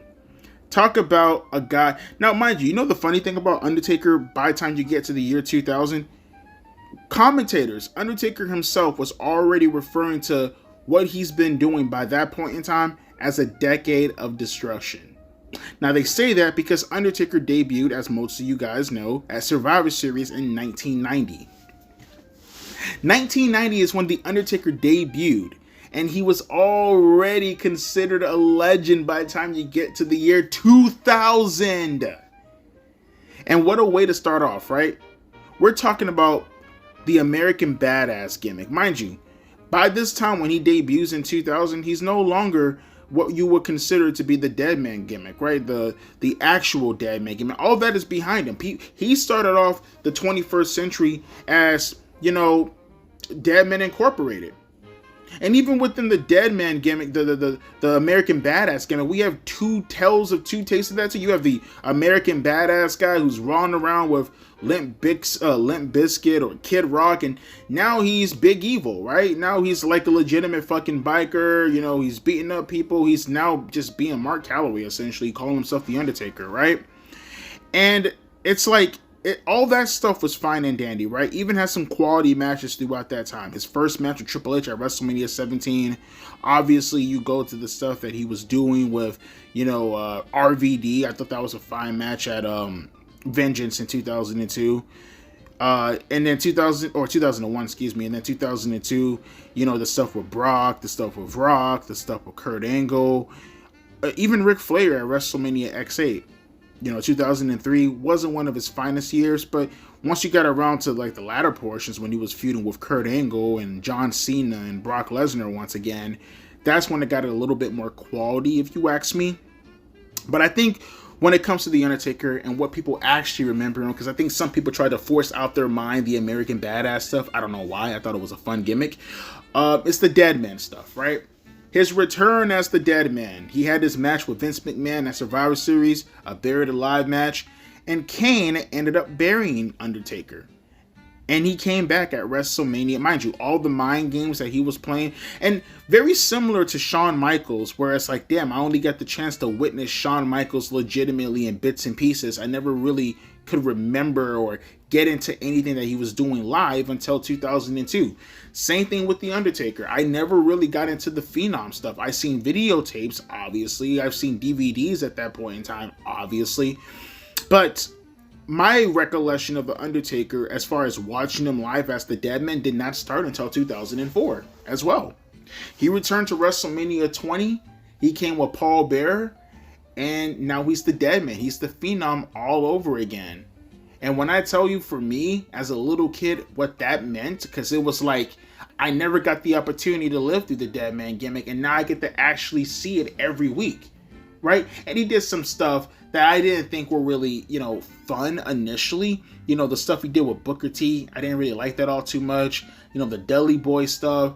Although I thought it was fun to watch Paul Bearer get buried in a bunch of cement and try to ask myself, how the fuck did they get Paul Bearer out of there? I actually thought they killed, when I was a kid, because that was around the time when I was starting to believe wrestling was fake. Don't get it twisted. But even I, at that point in time, could not explain how the fuck they did that. I still don't even really remember how the hell they were able to pull off the cement inside the tank with Paul Bearer inside it. I still don't know how the fuck they did it. Because you can actually see Paul Bearer scream for help. Like, Undertaker! Undertaker! No! While he's going inside the cement. I still don't know to this day, or at least I can't remember, how they pulled off legitimately submerging him in cement live in front of fucking people. Or maybe I'm just looking at it in a different way. Whatever. My point being is, though, they were able to do that. And, there was some stuff that he was doing. I like the JBL gimmick a little tiny bit when, he was feuding with him and they had like the Hearst smash, and that led to the Heidenreich bullshit with the last Rise match. I didn't mind it all too much, but I did feel like the Deadman stuff was restricting Undertaker a little bit. And then he had his matches with Randy Orton. I liked the WrestleMania match a lot. But even then, Taker was only feuding with Randy Orton, which was a fun rivalry, but he didn't do much aside from that. You know what I mean? And then you get to 2006, and he had his match with Kurt Angle. And that's when Undertaker really started to feel himself. That's when he really started to break out, right? When he was feuding with Kurt Angle at Backlash, or not feuding, but had the match with Kurt Angle at Backlash. He was really feuding with Mark Henry at the time. And then eventually, you had Undertaker have his match with the Great Khali. And he feuded with Great Khali for a little bit in 2006, and it was absolute ass. Completely ass. Terrible bullshit feud, right? And when you got to Shawn Michaels at the Royal Rumble, I think that's when Undertaker really started to show what he was capable of as a performer, right? Which is crazy, because by that point in time, Taker had been 42, turning 43 years old. But he finally was able to show off, really 41 turning 42. 43 he would have been in 2008. But he really started to show his skills off. And he had this match with Batista at WrestleMania, and they fucking murdered it, right? And he was having decent matches throughout 2007, and then he had a bit of an injury. He was a part of that whole crew of people who weren't around in 2007 for one reason or another that completely ruined WWE for the time being during the summer of 2007. One of the darkest periods in WWE history for multiple reasons. And he eventually came back around Taboo Tuesday time, or was it SummerSlam? I think it was Taboo Tuesday time. And he had the match with Batista with Austin as a special guest referee. He lost. Surprisingly, I don't think I've ever seen Taker lose clean like that, especially as the Deadman. And then he had a Survivor Series match with Batista, which I thought was also kind of lackluster outside of the Edge influence. And then he had his match with Edge at WrestleMania. Had a couple of other matches with him, like a TLC match, eventually leading into the Hell in a Cell.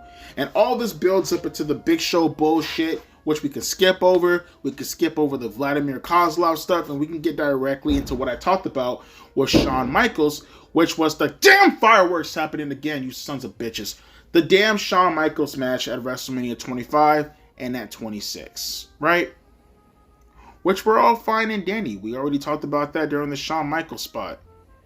And then we get to what I would like to call the best string of matches that Undertaker has ever had. People can say the precursor stuff like Edge and Batista, but I think most people pretty much focus on the saga of Triple H's and Shawn Michaels and eventually the CM Punks of the world, right? That whole string of matches that he had was some of the most quality matches Taker has ever had. And it really put him on the pedestal because now he's coming back with, every year he kind of feels like a Red Dead Redemption gimmick. It's no longer like the undead gimmick, but he actually feels like, an outlaw. He feels like the last of a dying breed. He feels like one of the last gunslingers of his era. He comes from the Hogan era. He comes from the New Generation era with Bret Hart and Shawn and Nash and Hall. He comes from the Attitude era with Austin and Rock. He comes from the Ruthless Aggression era, which was also starting to die around that time frame. And he feels like he's the last of a dying breed because he was always a part of someone's era coming forward. And all of those guys, as they started to depart, Taker was still around. And it just made every match feel more special as time started to go on. Again, whether it was Triple H or whether it was Shawn Michaels or whether it was CM Punk, it all just felt special seeing Taker come once a year. And you can always count on him to have the best match of the night at WrestleMania. And then he had his match with Brock Lesnar at WrestleMania 30. And that's when they decided to end the streak, which pretty much just invalidated any reasoning for Undertaker to ever come back to WWE, if you ask me. And they still continued. They still started, or they still tried to milk that horse. They did their thing with Bray Wyatt and Shane McMahon in the Hell in a Cell match and Roman Reigns, but even he lost to Roman Reigns too, which would have felt a little bit more special had the streak been on the line and Roman can claim to have ended the streak rather than Brock Lesnar, because it really felt like Brock ended the streak and it was not really used for anything, if you ask me, going forward, besides making Brock look more like an indestructible machine, which made for really, really boring matches time to time. But he had that match with Roman Reigns. He did a couple of things here and there with Saudi money and everything. And then he ended his career with AJ Styles in the last, what do they call it? The graveyard match? What the fuck they called it? And it was a cinematic match and Taker ended up winning the match. And that was pretty much Taker's last match that I could remember at the very least. And it's like, you look at Taker's career throughout the 21st century, I think the best word that you can use when talking about it is reliable, right? There's one more superstar above him that you know already who's a little bit more reliable considering his tenure, but Taker was incredibly reliable. Taker was always the guy that you could look at and say to yourself, hey, he's always going to be consistently there to have star power on the show. Hey, he's always going to be there, especially towards the latter portions of his match, of his career, where it's like you can rely on him to be there for WrestleMania. Hey, he's always going to be there to just give quality to whatever show he participates in. Whether you like Taker, whether you hate Taker, that's something that you can always say when it comes to The Undertaker and the gimmick of The Undertaker, is that you can always rely on him to always add something quality to whatever show he participates in, whether it's match or whether it's star power, whether it's the presentation, something, whether it's for a live audience, doesn't matter. And you always knew that whatever he participated in, whoever he ended up wrestling, you knew that it was going to boost the status of whatever superstar, especially towards the latter portions of his career. Taker was always that guy for everybody who was a kid who said to themselves, wow, this is cool. This is Mystique. This feels so Batman as far as the aura is considered. You know what I mean? You knew some shit was about to go down when you seen The Undertaker in some capacity involving himself in whatever angle or whatever match. And that's why when I think about him being the most consistent man there outside of one more superstar, and just having such a legendary career even outside of that, and it was already at that point in time 10 years, which is fucking insane. I think Taker is the second biggest wrestler of all time. But there is one more superstar, There's one superstar above him, who you guys know who it is, who has done more, even more than Taker has done for WWE in the 21st century. There was one more superstar who I do believe ends up even outranking the great Phenom himself as far as being the most consistent wrestler, the most dependable wrestler, the most charismatic wrestler, having some of the most quality matches, some of the most important matches in the company's history. But before we get to him, I think it's only right if I show you some of my honorable mentions.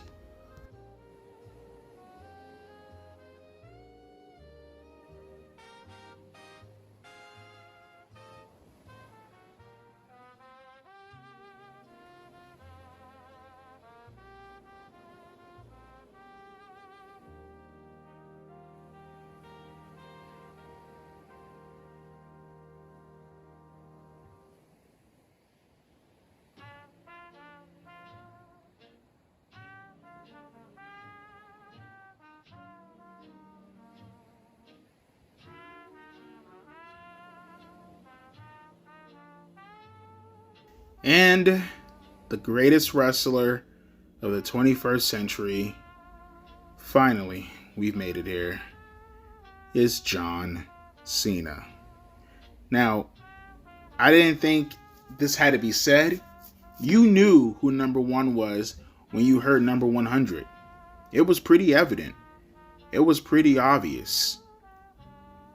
But it has to be said anyways. John Cena is the most notable. John Cena is the most widely considered. And John Cena, for better or for worse, however you look at him, is the number one guy who has been carrying this company for over 25 years. And how apropos is it for him to actually do all that and become number one, and he just retired a few weeks ago. I can't think of anything that's even closely suggested to be poetic justice than that right there, right? When we started off this countdown, Cena was still wrestling. When we started off this countdown, Cena was still around. And now he's gone. And it's just crazy to think that I guess this is technically considered somewhat of a tribute video, right? When you look at this number one spot right here. But this is to talk about John Cena's career in a little bit more detailed format. He started off in 2002 as a guy who was supposed to be the definition. He was supposed to be the representation of ruthless aggression. He himself quoted Vince McMahon himself to kick off the era that defined the 21st century. He came in looking like a SmackDown 3 Know Your Role goddamn, well, I guess SmackDown 2 will be Know Your Role. SmackDown Shut Your Mouth is probably better. A SmackDown Shut Your Mouth CAW with his little tighty whities on, his red and black trunks, getting in the ring and slapping Kurt Angle dead in his shit. The Olympic gold medalist, a guy who I had in my top 10. He ended up slapping him dead in his shit to get his attention. And he was off to the races after that. He was off to the races and he was finally going to be given a... No, he wasn't. No, he wasn't. He was not going to finally be given a chance, because even if John Cena ended up debuting at Vengeance, beating the former world champion in Chris Jericho, he's doing some stuff here and there like a month after his debut. He didn't do much afterwards. Between August to December, Cena didn't do anything for the most part. As a matter of fact, he was a mainstay on Velocity. You see him a couple times on SmackDown, but really nothing he didn't do. He turned heel on Billy Kidman. He swapped out his gimmick during the Halloween episode of SmackDown when he showed up as Vanilla Ice. And now John Cena's a hip hop guy, right? He's dressing up like LL Cool J and shit. Got the what do you call it? The sweatsuits on, and you know, all this other shit. And John Cena's now a hip hop guy. He's a rapper. A rapper? What the fuck? Where did that come from? Talk about a complete 180. Well, if you know the story, John Cena was desperate to try to get something over because he was on the brink of getting released. Who would have guessed that the number one superstar of the 21st century was on the brink of getting released? One of the greatest wrestlers of all time was on the brink of getting released. And he was just desperate to try something. As the story goes, him and a couple of the boys back in the little touring bus, I think it was Rikishi and I believe Rey Mysterio, they were all back there battle rapping and shit like that. And the boys recognized that John Cena was really good. But more importantly, Stephanie McMahon, who was on that same touring bus, recognized John Cena was really good when she overheard him. As the story goes, and she recommended that he swapped out his gimmick and he do something like this, and that's what John Cena did. And mind you, as the time started to grow, he was gaining more and more momentum. I think when he showed up in the Royal Rumble in 2003 and he was rapping in there, I think that right there might have been the moment where people started to notice who John Cena was. Right? And then he got taken out by Brock Lesnar with the F5 into the post. And then he came back around WrestleMania time, right? Doing battle raps with cutout fucking portraits of Jay-Z and I think the Diddler, right? And eventually he did a little small tournament to see who could be the number one contender to Brock Lesnar for his undisputed championship, and he won. And he got that shot to go up against Brock Lesnar. He lost, but in the process, cut some of the best promos that he's ever cut to really show what he can do. And he got himself on the map, and eventually, when he fell out of favor as far as being WWE champion, he just needed that as a platform to launch off of. No one thought with their right mind that John Cena was going to beat Brock Lesnar. No one thought that. No one assumed that. But I will say, talk about debuts. John Cena debuted in June or July of 2000. I think it was June of 2002. June 25th of 2002 to be exact. Backlash was only April of 2003, so it wasn't even a full year, and John Cena already found himself, and he was already wrestling for the WWE Championship. Think about that for a second as well. They knew where this guy was going. They knew the sky was the limit for John Cena. And his whole path was just to prove everybody wrong. Suggest that they didn't understand where he was coming from. He didn't have the body of a Batista, even though he had a body. It wasn't like Batista. He didn't have the athletic, genetic freak strength and gifts of a Brock Lesnar. He didn't have the family tree tied into the business like a Randy Orton. John Cena had to get what John Cena got based off of what the hell he created for himself. And out of all of that, he ended up being the number one guy when it was all said and done. Through true grit, charisma, and creativity. He became a babyface because he was so loved due to his promos. He eventually became the number one guy when he was essentially already the United States champion. Make no mistake about it. JBL was a great character. JBL was on my list as well. JBL was the number one heel on SmackDown. But make no mistake about it, when John Cena was the United States champion, when G Unit was at its peak, and John Cena was mimicking the culture of hip hop, which was pretty much at its peak as far as pop culture is considered, and John Cena was the number one guy. When he had the spinner United States Championship belt, John Cena was the number one guy. On SmackDown, that is. And eventually he got the championship belt from JBL. Eventually, John Cena now has cemented himself firmly as the number one guy. Nope, because Batista was still around. And for the rest of the year, I would argue that Batista was still the number one guy throughout 2005. But make no mistake about it, John Cena was building up momentum. He had to overcome the original OVW guys when they found themselves little by little. Brock was being the first one. Randy Orton, little by little, him and Batista are handpicked by Evolution. John Cena's sitting out to stray. He had to find his hip-hop gimmick. So Lesnar was straight. He was already WWE champion. Batista and Randy Orton, they had to be picked. They got handpicked by Triple H and Ric Flair. John Cena still had to find his gimmick, and he overcame that, and he had the best gimmick out of all four guys. Then he had to overcome it once again. Once again, he had to overcome it.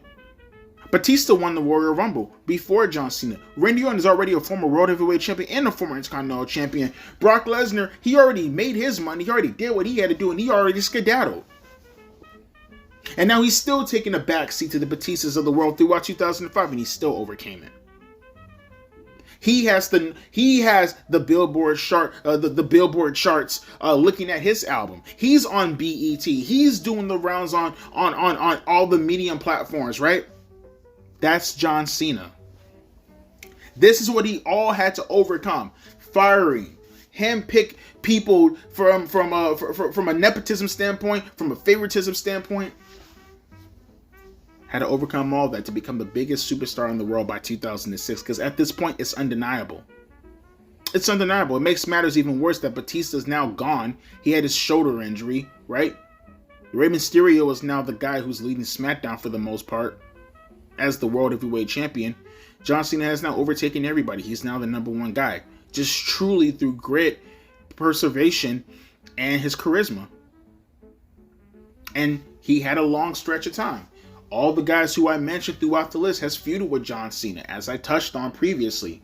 From the likes of a JBL, from the likes of a Kurt Angle, from the likes of an Edge, from the likes of a Triple H and Shawn Michaels eventually, from the likes of a Randy Orton, up and down. Batista eventually, up and down, up and down, up and down. I talked about them throughout the entire list.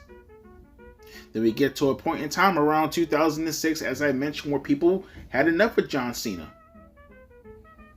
So much grit and so much perseverance can only get you through so much.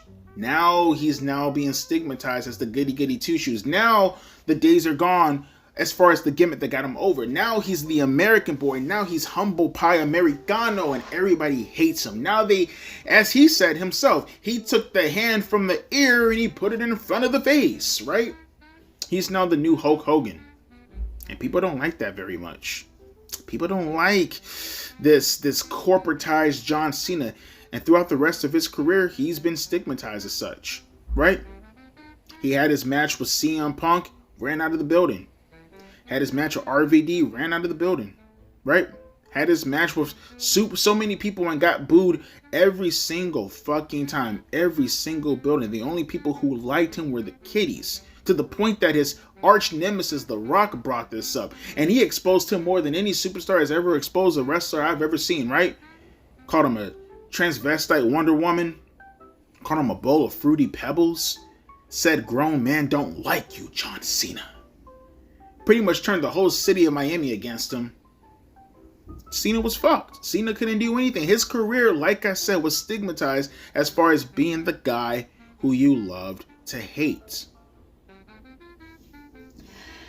And it didn't make matters even better because you hear the stuff backstage and you start hearing about Super Cena and who he has to go over this and who he has to go over that. And it just didn't really feel like it was working out for John Cena throughout the duration of his career.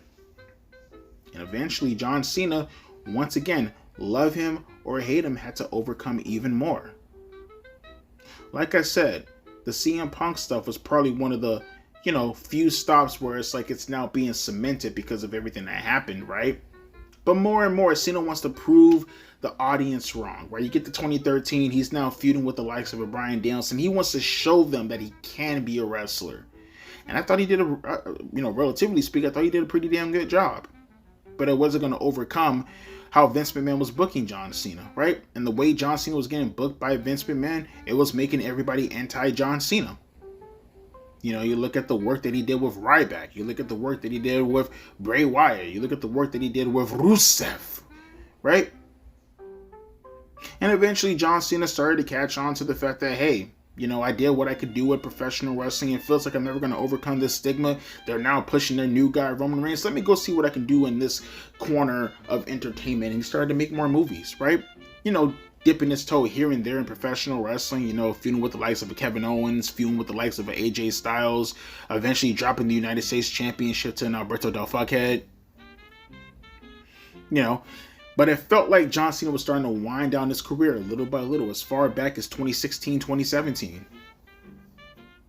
Did some stuff with Roman Reigns for a little bit and took off for a little bit longer. Now he's really invested into the movies. Now he's coming back as a part-timer little by little by little. And eventually he announced his retirement in 2024. The time has come, said John Cena. And the time has definitely come. And John Cena did his tour. He turned face. He turned heel eventually at the Royal Rumble, right? After being face for over 20 years. And it was a disaster run. You know, a bunch of nostalgia acts for the most part, from Randy Orton to CM Punk to AJ Styles. It was all nostalgia act. We get it.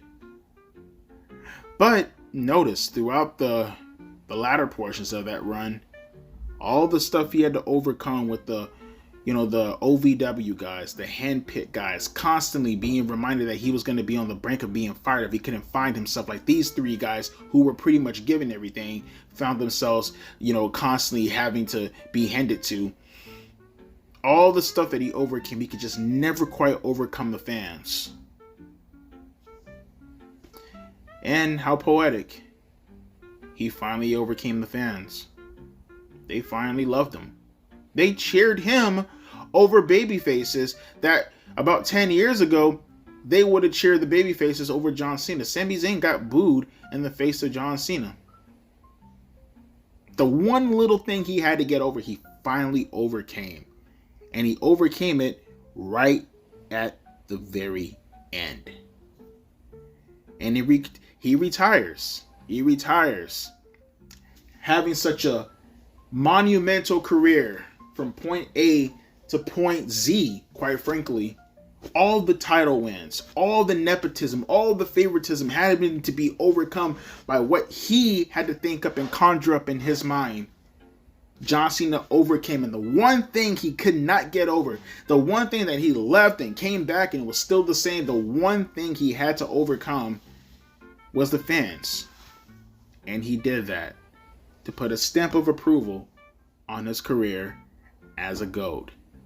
And quite frankly, the best wrestler of the 21st century. And that's going to do it, folks, for the top 100 greatest wrestlers of all time. And I hope you guys had fun. As you can tell, you've probably seen it already. I'm going to leave a pinned comment section with the playlist that's going to be now cultivated and put down at the bottom of the homepage for however long this channel is going to be up if you ever want to revisit it. Let me know your thoughts down in the comment section below. Would you have put John Cena at number 1? What would you have done with the list as far as rearranging a couple of names here and there? What would you have done overall with the list? I want to hear your thoughts and opinions in regards to the entire project. This was fun, but trust me, I ain't doing this shit again until December later on down the line this year when we'll start a new project. But as always, that's going to do it for the 100 greatest wrestlers of the 21st century list. My name is Devontae, and I'll be catching you guys later. Go ahead and revisit the list if you want to replay it, but I'm done. I ain't going to replay me talking. My God, I can barely fucking talk right now. God damn. That was 3 hours, boys. 3 hours. We're talking about nearly, what? It's got to be over 10 hours on this playlist. Holy shit, man. Just John Cena alone was 17 minutes. Oh, man, let me get the hell up out of here, guys. Hope you enjoyed the list. Hope you enjoyed the series. My name is Devontae, a.k.a. Millennial Smart. A deuces and a P. Ice.